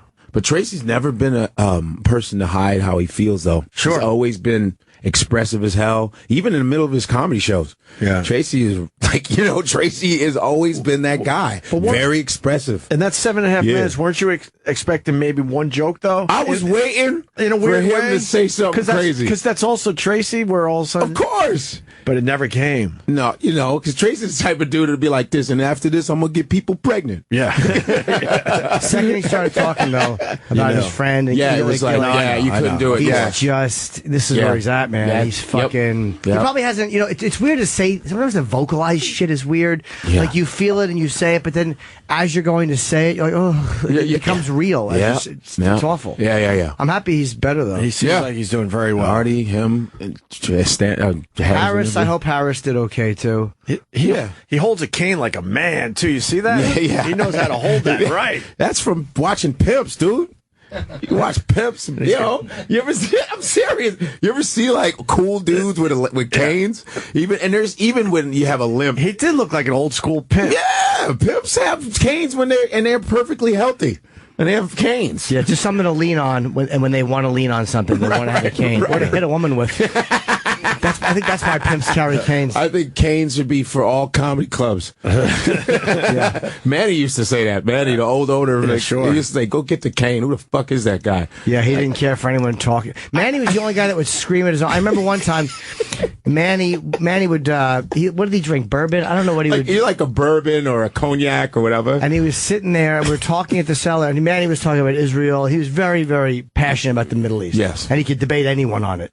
He tried to debate the Palestinian prime minister, and the guy backed out. It's true. Manny wanted to debate him, and the guy wouldn't. Yeah. And then they had dinner or something. Yeah. So Manny was talking, some guy, we're talking about the Middle East, and Manny's stating an opinion, and some guy went, well, I don't know if that's correct. And I'm like, oh boy, did you just step in shit. And so, and Manny was a little guy, and he was like, well, come here, tell me why you feel that way. Tell me why. And the guy was like, I don't want to talk about it. And Manny's like, well, you said something. And the guy's like, well, and Manny's like, you're a coward. The fucking whole restaurant went silent. He's like, you coward. His fucking glasses were off. And in typical Manny fashion, this was why he was really the funniest guy in the world. Man. He's the only guy that could shut a table of comedians up, and everyone would just listen. Yeah. 5 minutes later, he has the guy sitting at the table drinking, and he's making the guy laugh. Like, he was just that funny a guy where they had a drink, and in a minute. Yeah. I don't think I ever met anyone better at diffusing tension. He's unreal. Manny's unreal. And I remember one time there was a guy that came into the cellar, big dude, was causing trouble. One of those things where you have to get the bouncer. And Manny was like, what's going on downstairs? I'm going down. He goes down. And this dude is like causing trouble. And Manny goes, hey, you get out of my club. You get the hell out of my club. And and so the bouncer pushes him out. And Manny goes, I go, what happened? He goes, yeah, this guy was just being a little rowdy. Manny pulls out a knife out of his belt. He has a belt knife that had a blade at the end. He goes, I would have gave it to him. Did he have a belt knife? Yeah, a belt knife. You know how some people have a knife in their cane? Yeah. He had it in his belt. Wow. Manny was gangster, dude. I never knew that. Israeli, man. Come on, man. I love that guy. Yeah, it was. I was like, he's the baddest old man I've ever. I mean, he was always prepared. Yeah, and he was always prepared. What an awful driver. He did stink. Awful He was driver. the worst. I told you I was behind one night coming home. I'm going to the cellar, and I'm honking at this piece of shit in front of me who's not paying attention and going slow. And I pull up next to him, and it's Manny, and I just laughed. And remember, he would sit in the middle of the McDougal and just block the whole damn street because he thought that the cellar, he owned the whole block because of the cellar. He stunk. Manny raced me once, too. He actually raced me in a sprint. He goes, you want to race? We were in D.C. How old was he at this time? Dude, he was about 68. And he goes, hey, you want to race? He goes, yeah, I want to race. Let's race. Let's sprint. I'm like, I beat him, but Manny could run. Like an old dude. He had his whole dumb jacket, full of pens and coins. all you heard was ching-ling-ling-ling. Take his jacket off. Old Jewish dude racing me. And he sprint all the way. That was Manny, man. Smoked a lot of pot. Oh, Oh man, I didn't know that for years about him. Like, just sometimes, like, you don't ever expect older people to smoke pot. Yeah. I don't know why. I was shocked at an old guy in his like late 60s, but man, did he enjoy smoking pot. He enjoyed smoking pot. I just like when he'd shit on comics, and sometimes they would bring, Esty would be like, "Oh, I think this one guy is funny. I think," and he'd go like this, "Get the fucking cane." He's the one who discovered Aziz, though, man. He made some good picks, and we were always teasing him about it. We were saying that he wanted to have sex with Aziz, and that he was like, that was the young Indian boy who was going to fuck him, and we would always tease him. But he was right. He was the first guy that said, "Nah, that guy is good, man. He's gonna do something." Yeah, blew he did the fuck up. He did. That's what he did. Well, I'm glad Tracy's doing well. Yes, I am. I look forward to him coming back on this show. I decided, since I was talking to your boy, your Big Kenny. Oh, Kenny, yeah. I was talking to Kenny. Club Soda Kenny. Yeah. And he goes, I go, man, I want to come on this show more often. And I remember you told me that last time I was here for Jim's birthday when you guys had that Chubby Checker. Horrible Chubby Checker. You were here for the Chubby Checker? Man, it was me, One of my Rich favorite Voss. shows. Chubby was like, "Oh man, he was doing something, talking about some new song he was coming out, and no one gave a shit." And then stupid Rich Voss asked a question like, "So Chubby." He asked him some dumb question, and you shit on Rich, going, "You idiot!" I don't remember the question. It was some question he asked him about something about his career, and you just said, "You don't give a shit." Let me tell you the other side. So Chubby Checker comes in, and we had Sabra Cadabra in for Jimmy's birthday. It was the cover band, Sabbath cover band, and the dude wears those things. He wears amazing. Yeah, they the guy around? Joe. No, they broke up. Even though I think they're all performing. They were really good. Yeah, I was there, July 14th. Jimmy's birthday. Mine's July 21st. My birthday is July 19th. Is it 19th? Oh, I don't know. We did it early then. Yeah, maybe. You did it a little earlier then, and that was when. It was the old show. Yeah. Right. And that was when the girlfriend of your old Jill dude Nicolini, Anthony's girl at the time, brought us from the news to your thing. Wait, he wasn't dating Jill at the time, though. Jill was the hot news girl that we all liked. Yeah, we started, We just started talking about her on the show, and then she started coming in. And she said, no, she said, my whatever works at da-da-da-da, he's da-da-da-da, and want to come over to Jim's birthday? I go, yeah.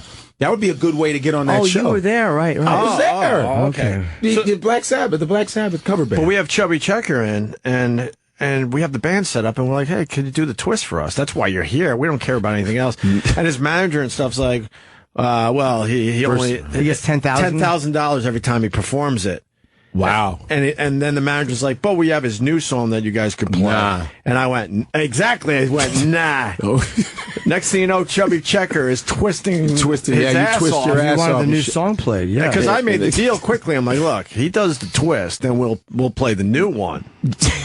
Yeah. But if he doesn't do the twist, no one's hearing the new song. You know what his song was right after the twist? Twist again. Yeah. That's all he does. I is might twist. actually like that one better, not to start a controversy, like we did last summer. I kind of like that. Could someone look up how much money Chubby Checker made off two lousy songs? Well, who knows? Back then. The twist was the shit, though. Like back in the day. Yeah. Come on, baby. Oh, yeah, it was good. Let's do that. But I don't know if you made money back then on those shows. A lot of those fucking the record deals were a lot different back then. Oh, but I mean, he's still making money off that song because I'm sure he sold it to all sorts of shit. And I probably did.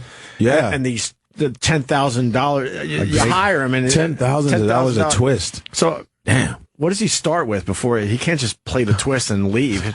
Well, he's got to have like a half hour. Remember, he had the band play some. He had the band do some like drum stuff. Well, he was getting. He was going, yeah. You know about doing a keeping time. Yeah. You know about keeping time. I remember that.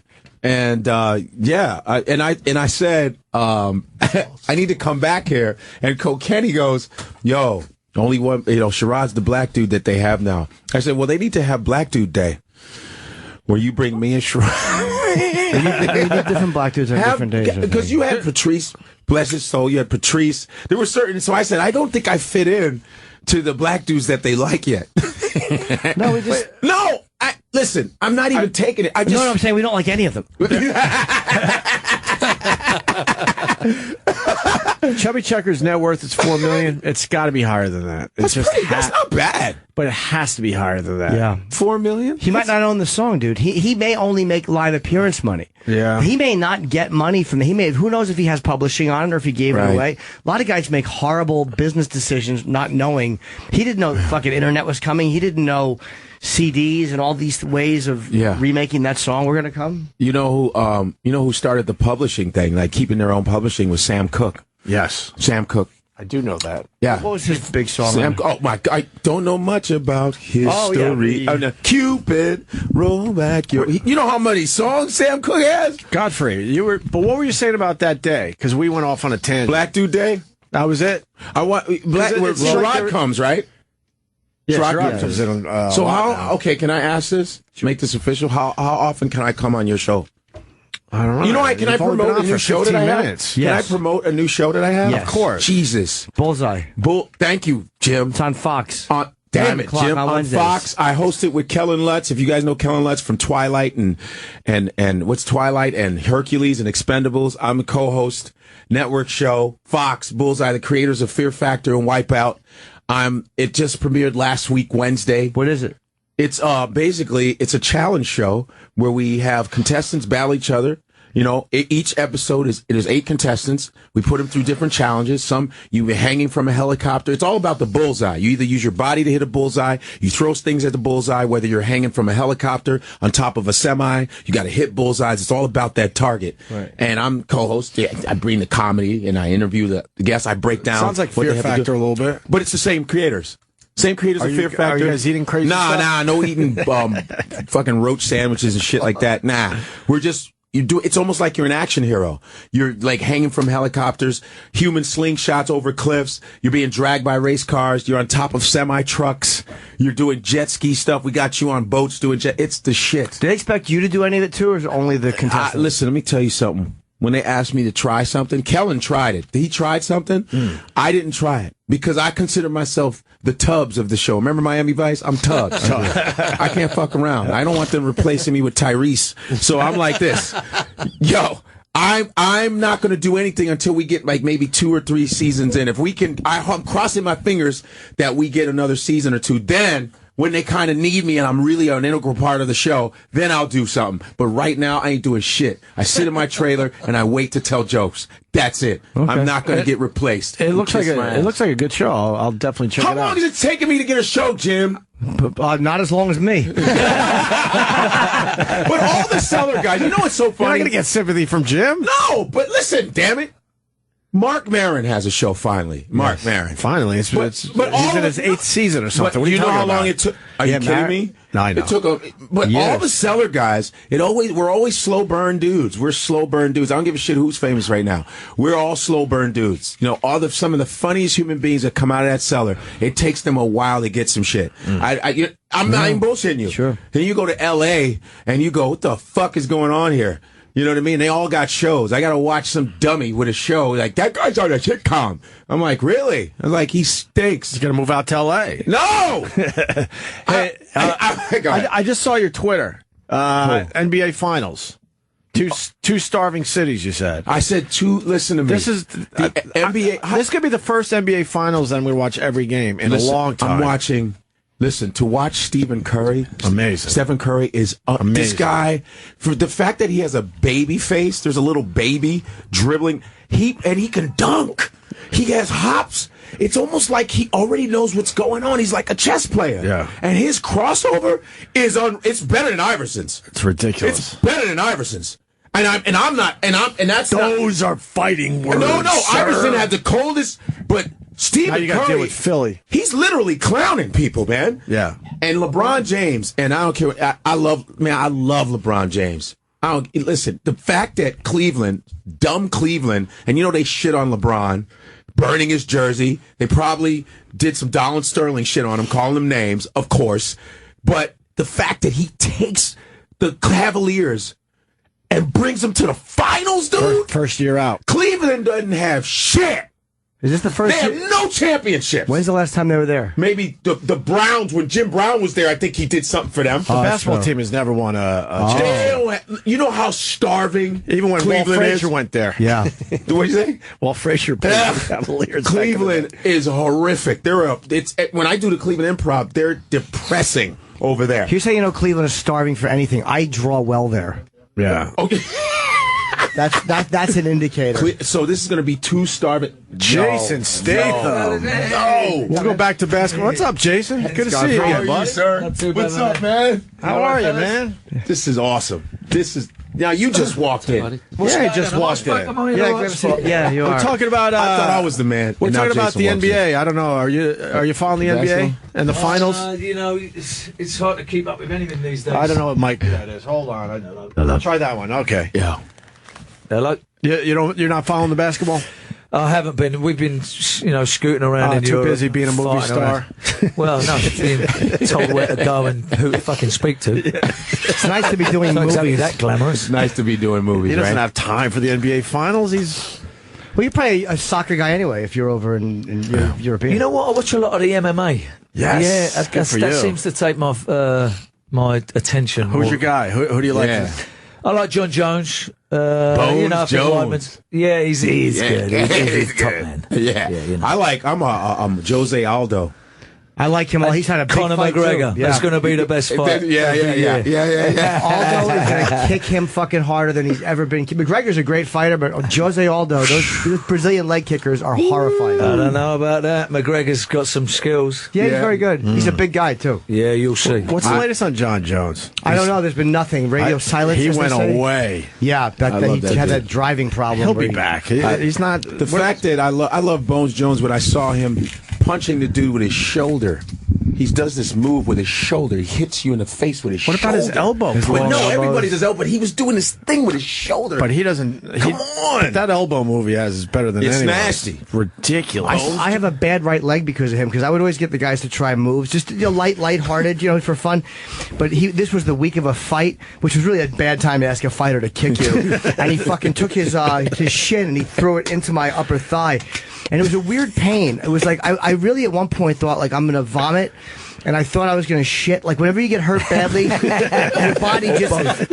yeah, vomit and shit. But your body just wants to empty out when you have a trauma. And I had to go to the bathroom and splash water. I almost fainted. Like, that was really an unmasculine That was feeling. dumb. Don't ever ask. And all these years later, it still hurts. Yeah, I still have a bad right knee. Did you ever compete, Jason? You ever compete? No, No? no, not me. You're a diver, right? Is that true? Yeah, I used to dive years ago. Yeah, Like high dive? Wow. no muff diving.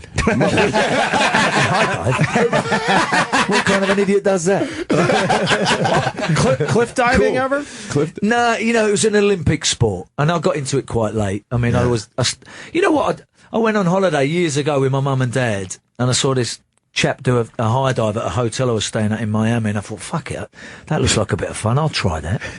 And then joined a club, and within a year, because it's such a small sport, within 1 year I'm on the British team with a tracksuit going, thinking I've got, keys to the kingdom. And then How high were you in your jump? Well, it's 10-meter platform.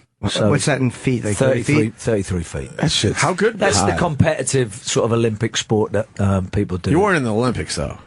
I know.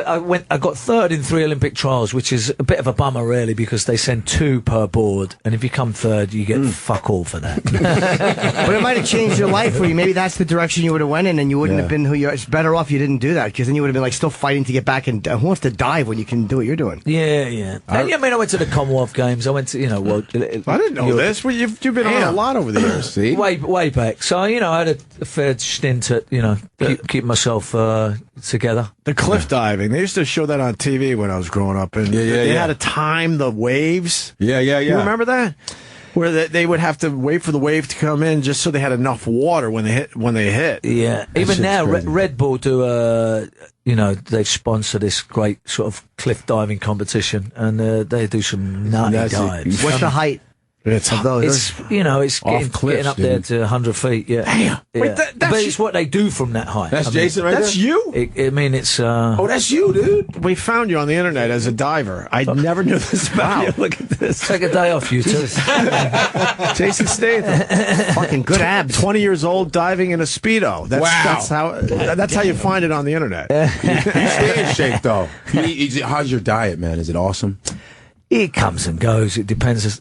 If I'm back home indulging with the people that drink 19 pints a night, it's not much of a diet, is it? Right. But you're serious. Are you most of the time always in gym? Huh? Are you always in the gym? I'm always doing something. Yeah, I'm doing something to what I do for a living now requires a certain physicality. Right. So I may as well do something to keep that going. Yeah. That's what's up, dude. This is you diving. We have a clip. I got to see you dive. I just want to see it. We can still talk over it. Competing and diving at the 1990 We were so Commonwealth stoned. Games. The weed was so good out there. Oh, man. Damn. It's like a real dive. It's like a real triple spin A lot dive. of splash, though. Well, they're not. The judges aren't happy with that one because I'll tell you something. They The just gave you judges shitty can't looks. see shit. They're like geriatrics.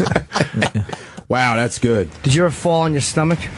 That's my greatest fear of diving. I had a few belly flops, to say the You least. ever bang your head like Luganus? Jason Statham is not having a good time. I competed against Luganus several times. I never cracked my head on the board like he. Really? Because he cracked his head. Greg Louganis? Yeah. He was exceptional. I mean, he was amazing. He did a lot for the sport. But they keep showing when he banged his head. All the stuff he did. That's the only reason anybody watches diving is you want to see somebody crack their head. It's like anything else. You want to watch an accident. You want to see the failures. Of course. Yeah. It's true. You want to see somebody smash their head on a diving board. You don't want to see good stuff. You want to see like damn right complete belly flops. Why'd you stop doing it? Huh? Why'd you stop doing it? Because it's an amateur sport, and that was amateur. What the? I mean, it's well, you don't. You can't make a lot of money. Back in the day, I mean, there's not much you can, not much room to for sponsors to put gear all over. Right. Oh, that's right. That was back in the night. That was 1990. That footage we were just watching. How many more years did you do it after that? I don't. I think I was about 28 when I finished. Wow. 26, 27. You were there for a minute.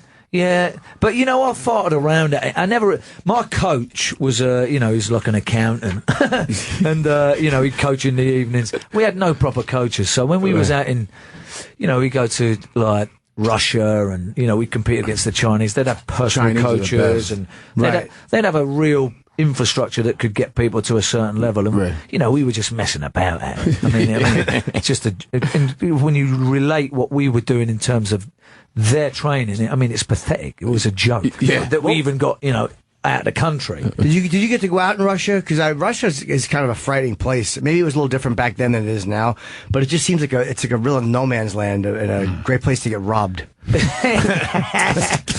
I haven't been for years. I mean, I actually tell a lie. I was there promoting a film, and I was there in the 80s, and it was very, very different back then. Yeah. Well, wasn't it? I mean, I imagine with the government in control, it was probably almost safer back then than it is now. Or is that not true? I thought it was creepier. I would have thought it was more safer with the government having a bigger crackdown. With Brezhnev and all those dudes. Yes. I thought it was creepy. Yeah, because if the military is running everything, I think you're less likely to get fucking less mobsters, right? Less Russian mobsters. Big black market. I would assume. I don't know. We've never been to Russia, so what the fuck do we was know? always safe. We was with like the British team, and we was hanging out with the you live a sheltered life when you're That's true. You're not running around nightclubs like trying to drink champagne and all that when you've got to turn up and do back 3.5 somersaults the next morning. So they respect that. You can't really party that hard. I mean, the parties are in the hotels. You smoke pot before you dove? Huh? Did you smoke pot before you? That's a yes, by the way. The I can't hear you response always gives it away. Huh? A lot of people. Hang on, I'm just using the bathroom. So, after your diving career, did you have downtime before movies? Yeah, I mean, the whole time I was doing this, I was, working in the streets. I used to sell perfume and jewelry. I was a fly pitcher. Stories, yeah. So that was, it was like got rid of the diving, and I just kept continuing to do my only way that I knew how to earn money, which was on the street corners. So. You were really that lock, stock, and 2 smoking barrels is real shit. The little 3-car Monty. Well, it's not the 3-car Monty. What was that? It's working. It's working a set of jewelry out of a case, and it, basically you're like the Africans out in New York. and, that's cool. you're fly pitching. Okay. What's fly pitching? It means it's pitching to a crowd, but you're on the fly. Oh, when the police Yeah, because you can't work in the street. One, it's an obstruction. Two, they want to see. Permit. There ain't no permits to be able to work outside Harrods. It's people are paying thousands of pounds rent for shops, and so why should you be able to come out and work in the street? So they had like designated marketplaces on a Sunday and different.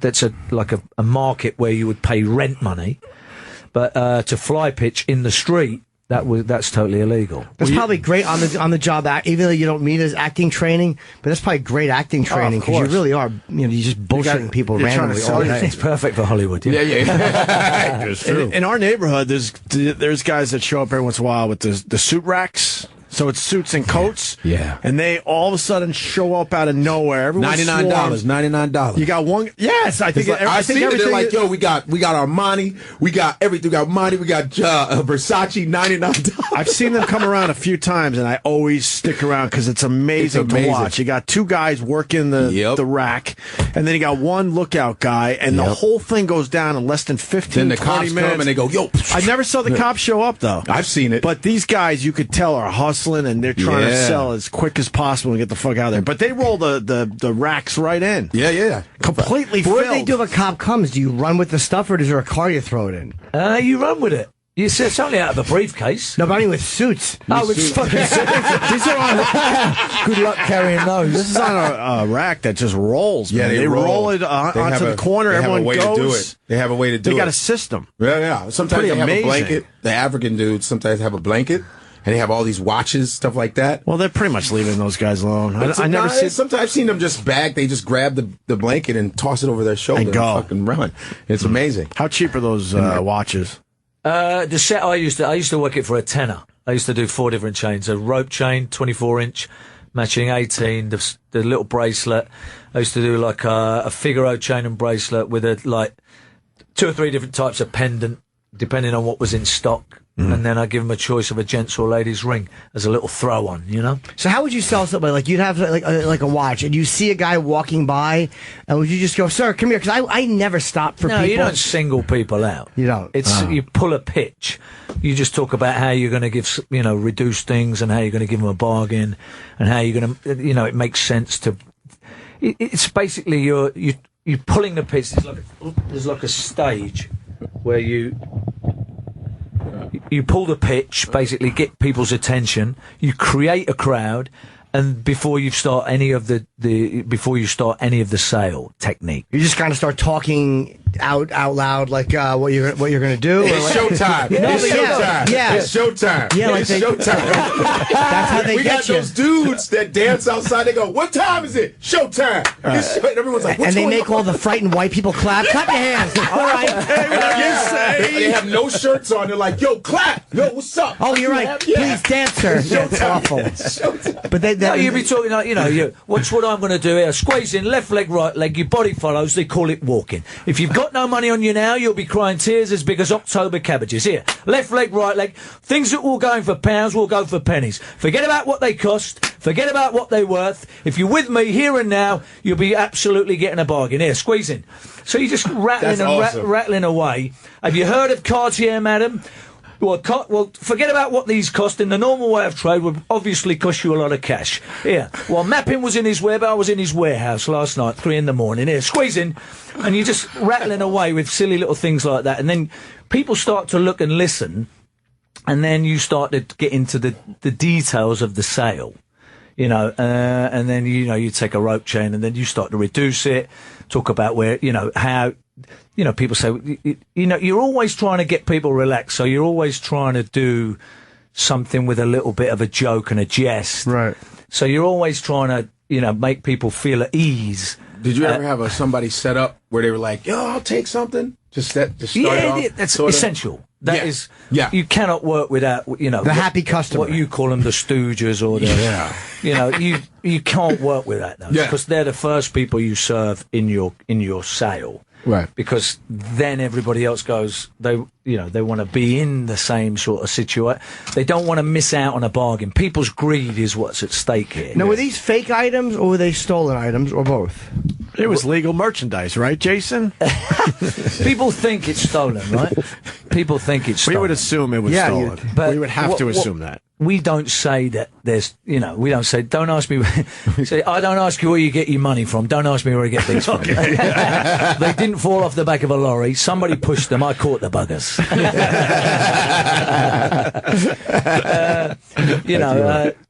People don't care if they're stolen, they just want to make sure they're not fake. That's what people would probably prefer they're stolen. They care more because about at least they know that they're the real item. People want to be into something that if people think there's a bargain there, if there's something for nothing, people's nature wants to be a part of that.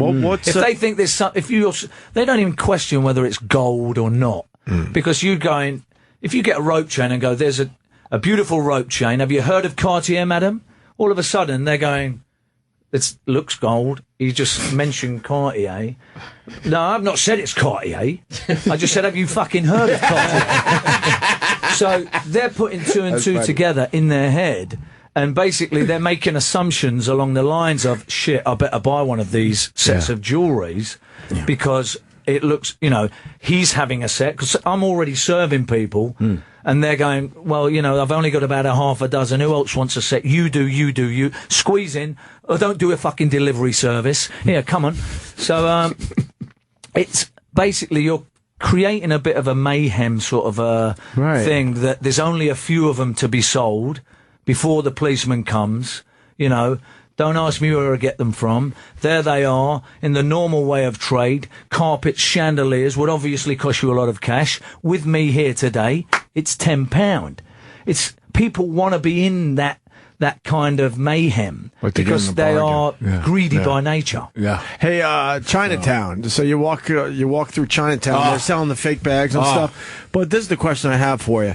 Then all of a sudden they go, "Hey, you," and they want to take it to the secret room in the back that has more merchandise. What the fuck is that about in the end? It's the same shit, right? What? Yeah. You know what I'm talking about? When I was in you go to Chinatown and they got bags and stuff, and then hey, I got something special for you. They take you to the back, to the back. Some of these places have actually a fake door, and then behind the door is more merchandise. And more Chinese people. I'm assuming it's the same merchandise that's out front, but just another way to try to. No, that's fucking Delroy Lindo in Devil's Advocate killing a chicken. How did fucking that creepy basement fucking. When I was in Beijing, right? Yeah, I went. And these Chinese guys saw, I was with my buddy, who was blonde-haired dude, and the guy said, hey, you like movie? You like movie? I was like, yeah, I like movies. So they say, come here. So they take me, and one guy's just walking we're walking one Chinese guy. There's some more Chinese guys come. He says something, then we're with three Chinese guys. Then they take me to the back, and they go, keep coming. We go to the back, to the back. We keep going to this back. And then they just go all the movies. What's really funny is they give me all the Wesley Snipes movies. And they give my friend, they gave me all the black movies. And I took them because I liked them. It was so funny. But they had secret doors. They do that here in the Chinatown. They got it in Chinatown. Yeah. On Canal Street, they'll have the secret doors. Yeah. The secret doors. Whatever doors they have. I guess because they make you feel like you're special. We know you like something a little nicer, so come follow us. Yeah. But it's all the same shit. Yeah, of course, you're just playing along the same lines of, you're going to treat these, better than these people, so you're going to get the best bargains. We used to do this thing called the mock auction for me was one of the great sort of things back in the 80s, and they used to do this thing called a £5 nailer, which basically it's how you nail someone to the ground so they don't leave. Right. You give them something of a certain value. They put up their hand. You go, Terry, take all the money. Give him a red tag. So he gets all the money, gives him a red tag. And he says, that's your passport to the rest of my worldly goods. Who paid a £5? Show me a sign. So they'd all hold it up. Okay, don't move. What's what I'm going to do for each and every one of you lot? So people who think they get the privilege by spending money and having this little red card. But they're not going to fuck off and leave because they've spent money. Right. So, and you don't give them the goods for what they've spent until the end of the sale. So you've nailed them to the floor for the whole they have to endure your whole spiel, right? Which could take 40 minutes, whatever it is, and then they don't leave because they've already spent money. So that's the £5 nailer. But there's millions and millions of little fat sales techniques. You know, the Hinton lots where you give big TVs go out to nobody. Here, pass that out to that man over there. Take it out. Here, look. Tell him to pay £5 for that. Here, give it back. You can't give it him like that. Put it in a box, and that would go like that. And as they're wrapping that up, something else would smother that. Right. So people think TVs are going out for £10, but really nothing's going out. You put that in a box, John. Don't hand it out like that. Come here. You know what I mean? So there's all this stuff. People think fucking TVs are being sold at £10, and basically you're just winding people up. It's street hustling. What was your best day? Do you remember? Well, it depends because I used to work watches with jewellery. I've worked jewellery on its own. I've worked perfume. I've worked in the mock auctions. I've done different kind of things, and different scale of money taking takes place. But when I used to work, the most I really used to get out on the streets, which was good, was like maybe £3,000. That's pounds. That's a lot. That's back in the day when I was doing it. £3,000 now is fucking double that. Right. Sounds like it's a lot of fun to do. So how did Guy Ritchie you work find for yourself. You got no boss. You got no idiot telling you what time to turn up and go home. Did they ever arrest you? Huh? You ever get arrested for it? I never got arrested for it. No. How did Guy Ritchie find you, man? What was I doing? I knew somebody that knew. It's a bit of a boring story, but I knew someone that was the wife of an investor, and she said, "Listen, he's making a movie about street hustlers and crooks and bare knuckle boxers and things like that." And she said, "I think you'll be good in the movie. I've read the script, and it sounds up your street." And so I went to sit down with him, and as soon as I told him that I used to, I was a fly pitcher and I did this and that, and he said, "Oh, great! I'd love you to be in the movie." And it was awesome. It was right place at the right time, and been working ever since. I've never acted, and he said, "Look, I don't need you to be an actor. All I want you to do is learn these fucking lines, and I will put the camera on you." And I did a little audition for him at his house with a video camera. I didn't know what I was doing. And he put the camera on, and away we went. And then the next Monday, I did it in front of the casting director and the producer. He says they're a little stiff. They don't like non-actors. They like the thespians, but fuck them. Such a Guy Ritchie character. It's my movie. I'm making the film, and I want you in it. So they'll come around whether they like you or not. Yeah. So it was, I did a little scene, a couple of scenes. Yeah. And they struggled to try and raise the money at first, but it was a great experience. It was just every day was a day of learning how to act and looking at like-minded sort of chaps that were. I wasn't the only non-actor there. Right. Vinnie Jones was a football player. Oh man, yeah. He never acted, but he had such charisma. He was fantastic. Yeah. And then Lenny McLean was a real tough guy. One of the bare knuckle boxers that one of the toughest chaps that the UK's governor, ever seen. isn't it? The governor? Yeah, you the know governor. that. Yeah. I saw footage on him. He was a real professional boxer. Is he still alive? You say no? He actually only got to see the finished film. Oh, he died then. Okay. Yeah. But he was a real tour de force in life. Just in the company of him, you just go, geez. I'm hearing Jason only has like 5 minutes left. Oh my God. And we haven't even talked about Spy. It's your first comedic role. For the most part. Yeah, me trying to be funny. The movie stars you and Melissa McCarthy, and it's getting great reviews, 96% on Rotten Tomatoes. That's huge. Yeah, she's great. Melissa's hilarious, and he's a great writer. Paul Feig is someone that I was well aware of, and then he's seen a movie that I did called Crank, and he thought I'd be worthy of a part in one of his films. Yeah. You play a CIA guy, and so are you chasing her? Yeah, he's a guy who really, he's got a bit of a an inflated ego, and he doesn't like people doing his job, and she's supposed to be in the basement. She's not really qualified to do this mission, but my cover's been blown. So I leave the CIA and go rogue and try and stop her from doing her job and try and reclaim the position. But it's very funny. I mean, none of us are playing it for laughs, apart from the pro comedians. I saw the poster and it said Jason Statham comedy. Okay, yeah, but I'm playing it very, very straight. Of course, and he's an intense sort of chap. I can see where that's going to work, though. Yeah, I can't wait to see. We try to see the movie ahead of time. You need to do Safe too, dude. I'm going to tell you. I have to give you props because because we're all stand-up comics, but I talk about your movies on stage. I talk about your movies on stage because I'm a big action dude. And I don't like when the wrong fucking people do action. When a Timberlake is doing action movies, that fucking makes me mad. And I go, the fucking best movies are Jason Statham movies. Are the best movies. I don't give a fuck if you do Crank 8, 5, all the same. Action does not get the respect it deserves. And Safe, that bus scene, God damn. That bus scene was the coldest shit. I was like, Jason did it again. I've never seen Safe. What the fuck? And I've certainly never practiced it sexually. Safe was, that scene Explain. He's beating the shit out of people on a bus. Right. Saving the little Asian girl. That's it. It was the sickest. I mean, okay, listen, Transporter 1 with the grease shit was dope. Yeah. When you put, with the grease shit, I was like, dude, that's real. It happened. Jason could fucking do that. He can kick 9 guys' asses with greasy fucking pedals. You're I don't a huge know what fan. I'm a big fan of your shit. Nice. And because I'm a martial art. Do you do a Jason Statham? I do, man. Do you really? I go, yeah. I don't want to put you on the spot. I want Jason Statham to be, I want you to do a movie, because I said sometimes when I'm watching a Jason Statham movie, I can't hear his voice. It's so fucking low. Yeah. And so I said, I think you should make a movie called The Librarian. And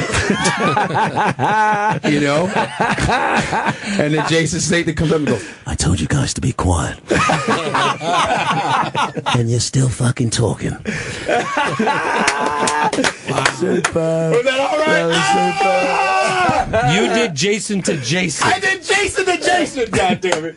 I'm telling you, I have so much respect for the way you do action, and I wish the Oscars awarded people with action. They don't give enough respect, and I think because, from the Jet Li, from Expendables, phenomenal, and I think you just take the action shit to the next level. Well, yeah, you give me hope when I see it. When you're in a movie, I go, fuck yeah, action. This is exactly what I said when I met Helen Mirren.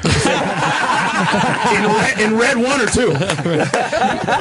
But what about the Expendable films? You were in 3 of them with like the biggest names in the history of action films. Was that tough? Were you intimidated, or were you like, I got this? No, it's a good feeling to see all these. I grew up looking at Sly and Arnold, and you see all those chaps together, and Sly's awesome. A really good director, and I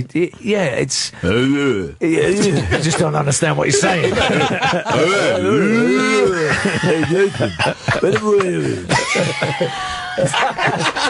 And Arnold, he's got to go. This sucks. You have to go, huh? He's got a town hall today here at Sirius XM. For 2 hours. Jason, Spy awesome. in theaters this Friday. I know this is going to be a good movie because Jimmy and I we try to get a screener so we could see the movie before you come in, and they're like, no. That they usually don't give them out when they're really good movies. Is my point. Is that the thing? Yes, it is. Which is a good sign. I think it's a good sign. It's a good indicator. Hey man, I hope to do something with you one day, You got a Jason. little more Jason. Fuck that. Could you wrap up the interview as Jason Statham, please? Fuck off. There it is. It's better than me. Always a great guest, man. Jason Statham. I didn't know everyone. you come so often. He Now and brought again? me Every my movie, buddy just Jim about said- every movie. My buddy said, Jason, I want you to be Jason Statham. I said, get the fuck out of here, I think dude. you missed one movie over the years. Well, I told Jason I last try not time. to come in if it's shite. Last time you were here, I told you I know a black comedian who does an impression of you. It's me. And there's very few black comics that do Jason Fucking Statham. me. There's I'm one. the only one. Yeah, It's me. yeah. Goddamn Original. right. And all the British guys, all the guys that come, the Comedy Cellar, which Jason should go one day. You should come to the Comedy Cellar. You would love it. All the UK dudes are like, you fucking nailed it. You fucking nailed it. You fucking spot on. You fucking did it. Jason, who the fuck does Jason Statham? Yeah, I do. Not bad, right? It's so good. Yes. Brilliant. Chaps, thanks for having me on again. As per usual. Nice meeting you. Lovely to meet you. Respect. Dude, respect. Seriously. And I'll see you another time. Yeah, Spy in theaters Friday. Jason Statham. More with Opie and Jim. After this. Oh boy, no bed messes me up. Sorry, Travis. Can you imagine? You want to help me out with this, Godfrey? Let's see what you got. Hold on a minute. All right, here we go. Let's do this. You know Steven Singer? Steven Singer. He's a jeweler down in Philly, and his slug line is, I hate Steven Singer. Really? Yeah, he wants people to hate him. Oh, goodness. What are you, a rapper? He's an old Jewish... he's like, I want people to hate me, dude. No, we like you, so stop it. He's an old Jewish guy with horrible threads. That's redundant. And he's got a store there that might be haunted. I don't know. No. I don't believe it. But he's got old pictures of what the building looked like. Yeah. And, you got some of those people that are, like, sort of there. Oh, really? You've seen those photographs, Yeah, right? of course. But that's because back in the day, to take a picture, you had to sit around for an hour. Right. So somebody took a picture of his store on the corner of 8th and Walnut down there in Philly from the old days. Right. And you see people that are kind of like half there because they didn't want to wait around an hour. Apparitions? Yes. Yes. It's not ghosts. It's not ghosts. It's just a fucked up lens, You had dude. you had to stick around for like an hour to get the picture taken. And if you're one of these people that are in a hurry, you're there for maybe 15, 20 minutes. Now you're moving away, and now you're only half there, which makes you look like you're a ghost. And so he wants to say there are ghosts here. Yes. It's a little I story. posted the ghost picture years ago for Steven Singer. I got to find But haunted shit, it's always good to, when you hear about things that are haunted, it scares the shit out of you. You know what I mean? It does. It scares people. It's a good thing to say. I think we got it for the people. I'll retweet it, or we'll put it on our Facebook or So something. he's a friend of yours? We do business together. We do business. We do business together. We help each other out. I give him some plugs when he's not a sponsor, and then he gives me envelopes on the side. Does he have one of those like local commercials? I'm Steven Singer. Come get your suits. Yeah. That kind of shit. He advertises with everybody.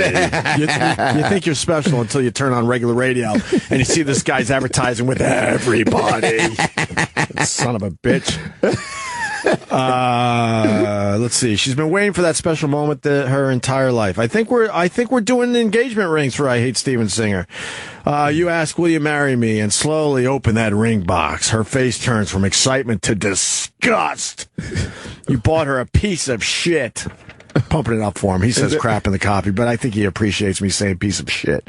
It looked good online. The price was really cheap. And the most important moment in your life was ruined by presenting to the love of your life a piece of shit. Because the regular radio guys have the same copy, and they can only say crap. Piece of crap. I know Steven Singer wants shit is so much better. He wants shit because that's what he really wants the people to understand here. Don't let this happen to you or someone you love. Our friend Steven Singer is on a mission to ensure no woman ever has to suffer the fate of being presented a piece of shit on that special day. Visit Steven Singer Jewelers online at IHateStevenSinger.com. Boom. Or in Philly at the other corner of 8th and Walnut, and be sure that you will never run the risk of buying anything less than the best. I got to go by there. For an engagement ring? Nah, just to go see it because I'm in Philly. I do helium in Philly. Oh, stop by. I walk around there and I go, yo, your shit ain't nothing. This ain't shit. I'll just say it to him. Let me tell you why you go there. Why? On 8th and Walnut. Why? A lot of cleavage in the store. He hires women that they have to show their cleavage. Show him the oy vey. He gets it because you're like, hey, can I see that? And she's leaning over like, what? The one over here? And you're just staring at her cleavage. That's awesome. So he understands that. And fresh cookies. What, you get fresh cookies? Fresh like cookies and Doubletree? cleavage, and then leave without buying anything. You still have a good awesome. experience. That's the game in it. Oh, sorry, Jimmy. No, where's your The cookies are for all homosexuals because they don't care about a girl's breasts. So what's going to attract them? Have a cookie. Have a cookie. Why not? Why not? But he's stingy about his bathroom. Really? That's the only problem. He doesn't let you. He makes most people go across the street to Starbucks. I was lucky enough to go to his bathroom. He better let you But you go have to to the bathroom. leave his store and go in a secret entrance up these stairs. I'm Another like, really? You need a secret bathroom entrance? for your customers. That's the only problem I have with that place. Find out why the competition hates him at IHateStevenSinger.com on the phone at 1-888-I-HATE-StevenSinger or go down to the other corner of 8th and Walnut in Philly. Don't let someone you love buy a piece of crap. Nice. Piece of crap. More Opie and Jimmy starts now. Well, almost now. Okay, now. Now? Yes, now. It doesn't start now. We're almost over. We got Godfrey in studio. Yeah. Who, yeah, this was... Jimmy told me you like Jason Statham. Man, dude. I didn't realize you were pretty much a fanboy. I do I'm going to keep it real. I am. It's like... I'm into action films, and I do this whole thing for the past like 2.5 years, 3 years about man shit, like bring back man shit, because there's all that, what's that? There's that metrosexual shit that's been going on, and there's you got the gay, the metrosexual, and I go, don't leave out the macho shit. Let's not get rid of that. We got to have that still, too. You know what I mean? Yeah. And I'm like, boom. I want, and then you see guys like Jason Statham, when you see Expendables, that's why Expendables is making so much fucking money, because all our old school guys, they're old, but they're believable. They're still, you go, Van Damme will still kick someone's ass. Schwarzenegger, 70-something, looks like he'll still punch the fuck out you. Old man punch you. Is he 70? I don't think Dude, he's 70. We just had him in here. He's not 70. Yeah, fuck you. He's up there, though. 70. He's definitely Jack. He's in his... Shut up. Yeah, look. Look. I'm fuck you. 70. 67. Okay, close. But you know what? That's closer than I thought. Yeah, 3 years. Yeah, you. Fuck you. I am. Nothing? No, what was it, 1985? I was waiting for Jim to shit on me real quick. But he's sick. But he's going to be 68 in July. But is he July? Yeah, you know what? What day? July 30th. Yeah, that's my birthday. I share a birthday with Arnold Schwarzenegger. And nothing else. No, Dean Edwards. You're Dean Edwards. Oh, Dean Edwards. I'm July 21st. Me, Robin Williams, Steve Byrne, and John Lovitz. I'm not listening to you because I'm laughing still. Oh my You god! have nothing else in common. And you know what? That's like Schwarzenegger. that made me so happy. I'm gonna go home, big smile on my face. The White House today was great. Oh, it's your open mic microphone. Shut up. And get rid of, you got to get rid of the gold. The gold hoops. He's got gold hoops on it today. My daughters. Why do you have It's gold? my You need daughters. studs, dude. No, my I daughters said were that. playing around, and then I started to bleed, and I stained through two But you didn't have towels. to keep them in. You didn't They have to told keep me them not. in. They say if I take it out, I'll bleed again. No, you won't. But Take them out right now. But here's what I want to They're not ask. going to bleed. What? Did you guys see the Expendables? All three of the Yeah, movies? all of them. My I know boy you Terry did. Crews is in that shit. Yeah, he is. But Opie, is you? I or did Jim? not. Oh, they're I all saw. great. I did not They're see dope those as movies. shit, and it's They're like really good. They And look I- stupid. And every poster looks like there are more dudes on it. Yeah. They have more dudes. Kelsey Grammer was on the last one. He was in the last one. Kelsey Grammer was That's on pretty it. cool. Yeah. But- Wesley Snipes. They brought back. Snipes is back. Yeah. And then they brought up his tax thing in Yeah. the movie, which was awesome. Yeah. That's smart. He was like, "Where are you in Texas?" Yeah.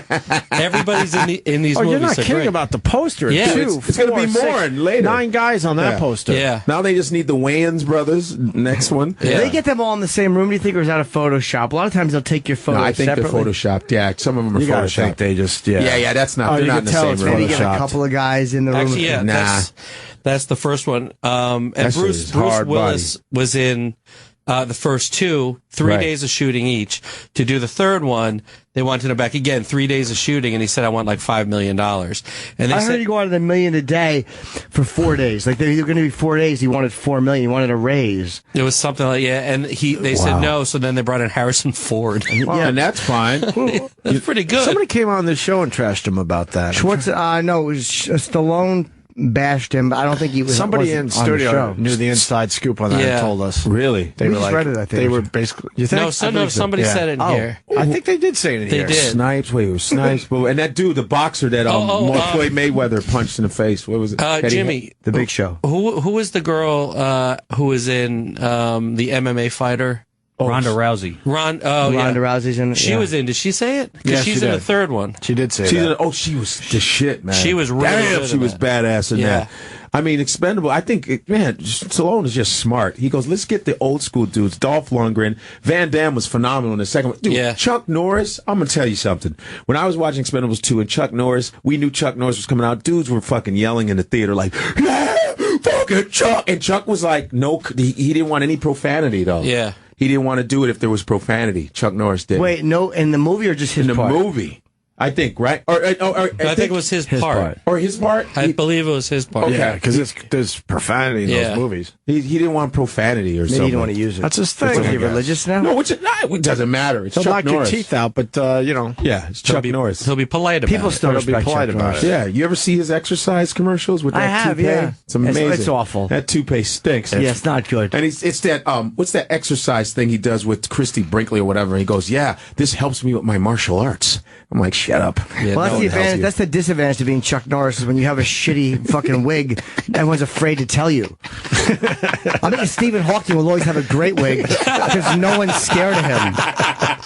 What do you think of my wig? You look even dumber than normal. Fucking turnip root feet. Get a new one. So he has to have a good wig. Chuck Norris has a fucking road sign nailed to his head. I know it's and people are brave enough like, to "Die say." perfect, Chuck." Because Chuck will still fucking Walker Texas Ranger wheel kick you in your dumb mouth. Yeah, The but same move. Chuck looks good though, like his He arms looks and amazing. stuff. His hat's a little weird. Oh wait, that's his.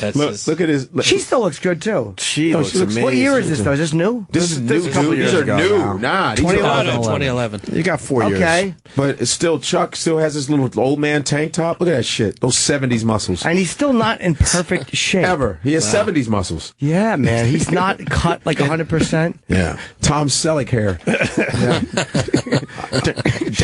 down. She looks fucking good. She has hair like Tommy Shaw from Sticks. I still want to fuck her. Yes. Can I eat your ass while you sink too much time on my hands? She is fucking lovely.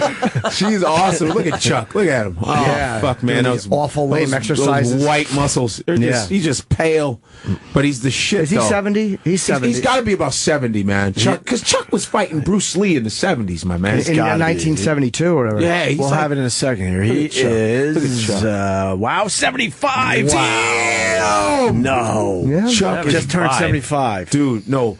Did Chuck turn 75 or did Chuck 75 turn Chuck? You know how they do? They reverse it. They always reverse it. Yeah, Chuck gave They himself always- 75 because he felt like it. That's how you know we're getting older, though. It's like we started to talk about 75. people's age and remark on it. Like, 75. Oh, doesn't look a day over 50. A Happy Land fire should burn the studio. God bless. God bless. All of us. God bless him. Oh, look at that wig. Oh, But look at the that's a black little better. turtleneck and the gold necklace on the outside. It's because you can't fix the neck. That when you get older, you can't you're right. fix the So neck. they do the turtleneck. That's why we're all going to do it. Or you wear something. Yeah. But that wig, that that wig hairpiece is the worst. is hideous. Holy shit. He looks like fucking, who's that, oh, I don't remember. Yeah, I really want to kick his wig off. Yeah, can I have your 8 is enough fucking hairdo? It's terrible. Hey, Goodeve? Adam Rich. Adam Rich. Oh, I thought you were going for Grant Goodeve. Goody, the older brother. Yeah. Oh, man, look at That that blonde wig That's- is just, it's laughable. That's my hair from 1998. Oh, that is yours. I used to, yeah. I That's used to have you. the hair That's like you, that. Ope. Holy shit. Jesus! But I know I can't grow my hair out anymore. That's a shitty That's ginger. where you start looking stupid. That's not even there's not no that he's way. growing it out, but I mean you can't. You got to Growing keep it out? No, short. he's using reversible tape yeah, to hold it to his head. Fucking abomination. He's got to go with a shorter wig. Is my point. He Yeah. does. You can't like make it I look think like he you should have go long bald hair. with He just a should go goatee, bald. man. Go I bald with agree. a goatee Yeah. and wear fucking crazy ass vest with his dumb arms hanging out. I'm sorry. How badass is Jason when he was in here? He's He's in shaved great head. shape. No, he's been shaved like that. I know, but Chuck Norris is the king of tough guys. He'd be fine. But bald. Jimmy's got he looks good shaved. Godfrey looks good shaved. But he has a good face, like he has very square. You know what? Let me tell you something. Can I tell say you this, something? Jason Statham, please? Okay, let me tell you what happened to me. It's fuck off. I was in a movie, right?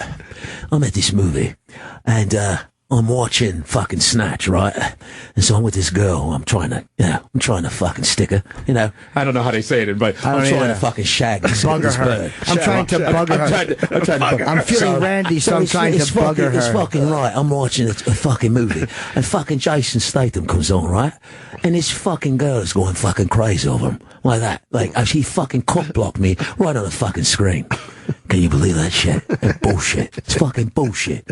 Yeah, he fucking literally this girl I was on a date with, and this is back in my heyday when I, you know how we were with women and shit. Back in the day, we were fucking nuts. When Robert Kelly was skinny, all right there. That's how long it was. And this girl's like, "Oh, he's so hot." I was just so angry. I was so pissed. I was like, "Shut the fuck up, yo!" I told her like, "Shut the fuck up." I'm trying to. She was just a Jason, and I was like, "Damn, he is the shit." Though I was so angry. I got cock blocked by fucking Snatched. I was once cock blocked by Gary Coleman. I was with a girl and she was going to suck my dick on the couch and different strokes came on. And she's like, I'd rather watch this. You know, fucking Chuck Norris's wig. I can't stop. Here's how bad the back of. Here's how you know a wig is bad. My God. When the back of it is stiff. Like if he bends over to tie his shoes, the back is pointing like up at the sky. It doesn't. His hair is unbendable. You got to get a short wig. It looks stupid. What a great take on that. It's stupid. Did you know that Jason Statham was in a movie with Ozzy? Ozzy Osbourne? I did not. You want to find out? I'm going to guess. Let's go to Buffalo and say hi to Mark. Don't tell me that he was in. Hey. Hold on, let me plug my headphones in. Hold on. Hold on. All right. I had to plug Jimmy, my other hole. Jimmy can hear don't you tell now. me he was in Trick or Treat with Mark Price. Yeah? He was in animated film called Romeo and Juliet, and him and Ozzy Osbourne were actually the villains in the movie. That's hilarious. When was this? What year was this?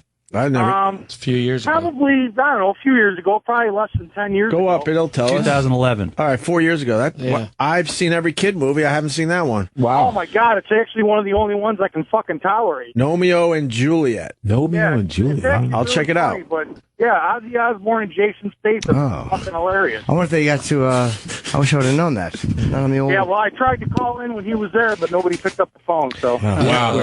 Yeah, and Ronda Rousey did say Harrison Ford messed up his lines in that movie. Really? What? You said that? Yeah, I said she was the one who said I'm giving myself full credit over here. Oh. See? Why do you need credit? Because I'm telling you, since Eric and I have been here, everything has been running like a smooth, well-oiled machine. And then you had to show up with hoop earrings. Yeah. Dumb hoop. Ugh. Now leave him in. I'm kind of used to him now. It was for my daughters. They thought it was whatever. It's great. All right, for your daughter. I want to see you pulling out. I want to see your fucking ear bleeding like you're going through Dealey Plaza. Do we have time to do the English soccer video? 10:26. Yeah, sure. Hi, Sam. Why don't we try? Welcome to the area. Sammy starts his show today. When? Noon? Yep. Yeah. We start at Noon noon. o'clock. What's it called? Taking on Ron Chipper and Bennington. Sam show. Sam came to me and said, I want to fucking take on Ron Bennington. I'm like, are you sure you're up for the challenge? He goes, fuck yeah. Yeah, what this the guy hell is is that? fucking vulnerable and I want to take him down. I'm like, all right, Sam. True. So that's, why are we looking at What this is guy's that? dick? You Ew. just wanted me to cue up the tape. Dude, that's a disgusting. second ago. That's What what, tape is I'm that? He's looking at anticipating dude's what you asshole. would like. Sorry, Sam. We'll talk about your problem with Ron Bennington another day. We Speaking of Sam's show, let's watch this guy take a dick in his ass. The representative of the audience. Uncensored video, obviously. It says on my sheet, uncensored video. Of what?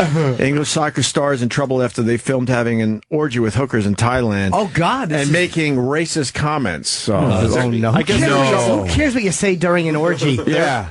They're in with trouble porn- for their racist comments during an orgy. But porn and racism go together. It's like, it's okay. Oh, love, fucking go on that, love. Let me fart in your face. Let me fart in her face. She's eating his ass. Go on that, love. She's eating his asshole. Fucking chew on that shit. Eat shit. Lick that fucking minge. And you. What are you doing? And you. Lick it. Go on, lick it. Go on, lick Don't it. lick that. Get my cock in your mouth, son.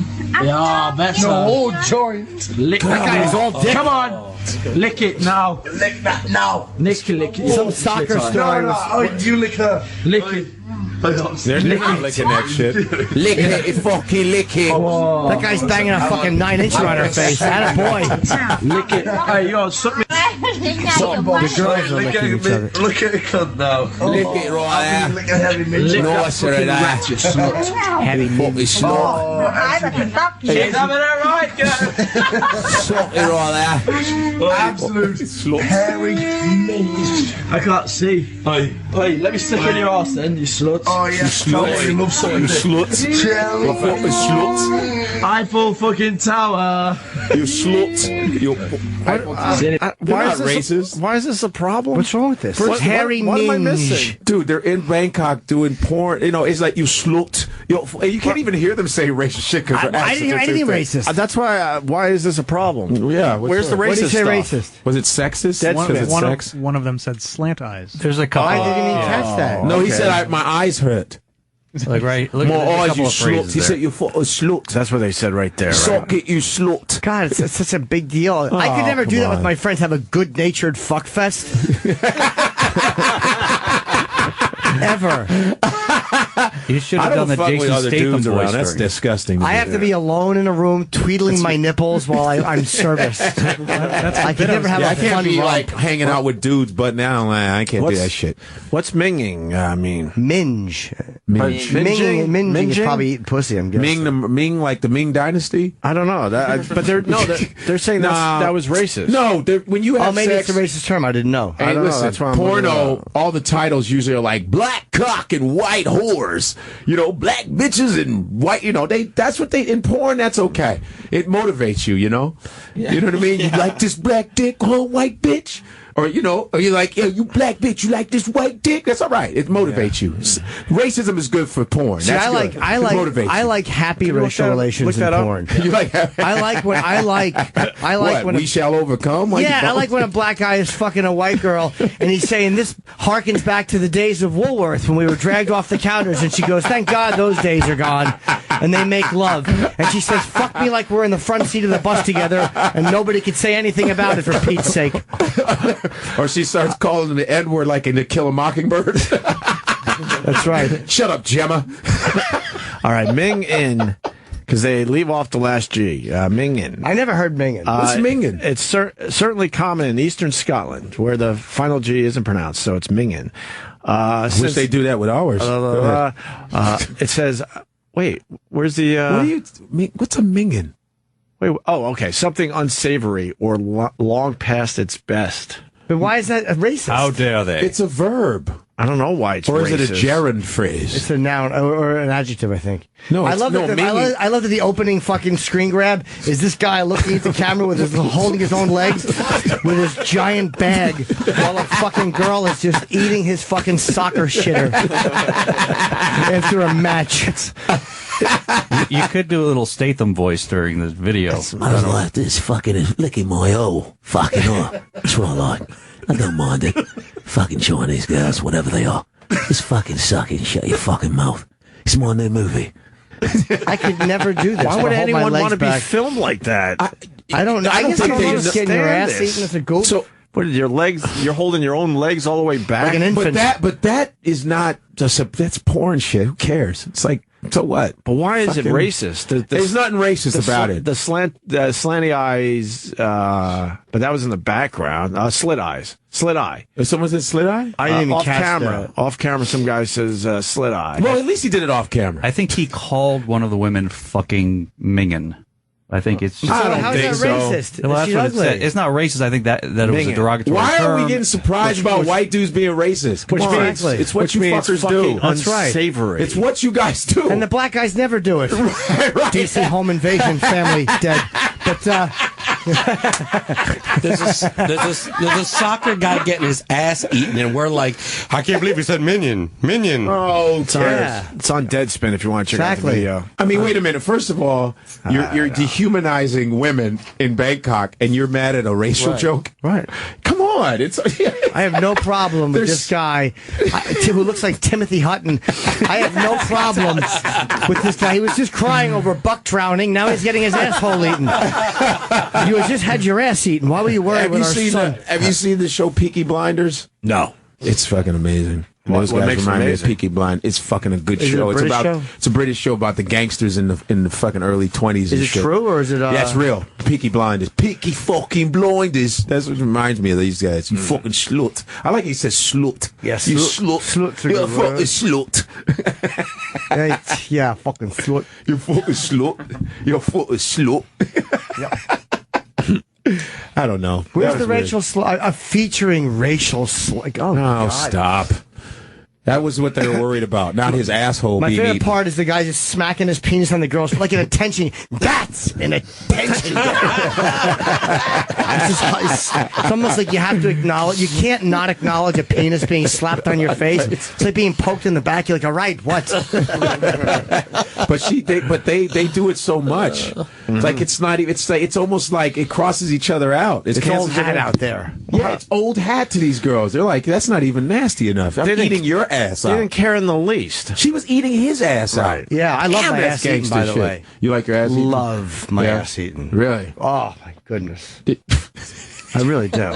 I have a lot of residue. I fucking I don't do the baby wipes too well. No? Nah, man. I don't. You like your ass? You like when do you wipe your ass? Oh, well. Yeah, my ass You is- make sure because you know It's always clean. Yeah, I'll shower first or whatever. make sure Do you it's- you you don't make do sure it's strap on immaculate. shit? Do you? You let them do? I've strap-on? tried, but I just can't take it. My asshole just won't tolerate it. It's Yeah, it shouldn't tolerate it, Jim. no, Yeah. it should. It No, should. If no, you're going to be a fuck good that. person, you should always be ready for a young lady to put on a fake penis and show you who's boss.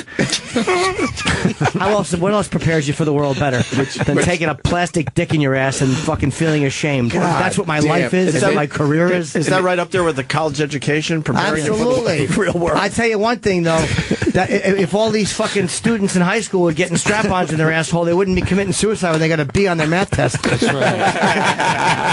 That was our Asian students, though. Yeah, high expectations. We should totally get Jimmy to do a commencement speech at a college right That would there. be at the so end. Exactly. great. Take Explain a life to plastic them. dick in your ass. That'll show you what the world is like. That's right. And then when the IRS comes a calling, you're like, I know what this is about.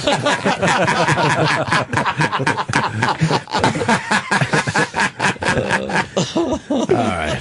Oh man, this is Jimmy's awesome. putting his Guys are hoodie fucking- on. I think he's calling Backwards. it. How fucking hilarious is that? That's Jimmy's amazing. back- Yeah, what the fuck is wrong with you? Backwards. Godfrey, Yes, thank you sir. so much. I appreciate it. Watch my show on Fox. I don't know why it's been so long, but we'll certainly make sure we get you back sooner than later. Can I, yeah, like yearly, can it at least be once or twice? We'll get you up. Jesus We'll get you Christ. into the rotation. Jim, is that all right with you? Certainly is. Promoting Yeah. Bullseye, yes, you did. Bullseye on Wednesdays Fox, at 9 Wednesdays p.m. at on 9 Fox. It on looks Fox. like it's what Fear Factor, Fear sort of Factor with stunts. stunts. That's a great no, way to. no roach sandwiches and all That's that the bullshit. quick explanation Boom. with a lot of jokes by you. Lot of fucking jokes. Bullseye Godfrey Comedian Wednesdays is at my 9 Twitter. p.m. on Fox. Godfrey Comedian on Twitter. Dude, Yes, thanks. no problem. We'll have you back Jim, soon, Jimmy. thanks. Sure, buddy. And tomorrow, my pre-sale goes on sale for Charlotte at 10 a.m. Pittsburgh, I got June 26th with Michael Che and some other folks. Borgata, July 10, 11 AC. Albuquerque, the link has been fixed. I got a lot of complaints. The ticket link is now fixed. July 18th. Seattle, the rescheduling is August 13, 14, 15. Minneapolis, September 25. And then Warren. I'm doing Detroit. Who the fuck is Warren Jerome? That was Tweety, you assholes. I'm doing Warren, Michigan, September 26th. And Sam Roberts. What about Sam Roberts? Yeah, the Sam and I was Chip going to end show. with that. Sam starts his full-time radio career today. Yeah. Full-time. Yeah, on air. I mean, I've been on this show full time. You know, Oh my God, that was a compliment. Oh, okay, Yeah, all right. Jesus. Yeah, you have been on the show for a long time. Yet to make a splash. I said your full-time radio career. Individually. Oh my God, that was a compliment. I'm sorry, this room has taught me to be a little defensive. Fucking Oh, yeah.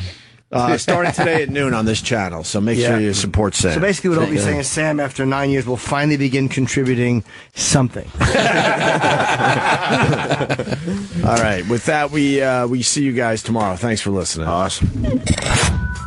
Today's show will be available later today on Sirius XM On Demand.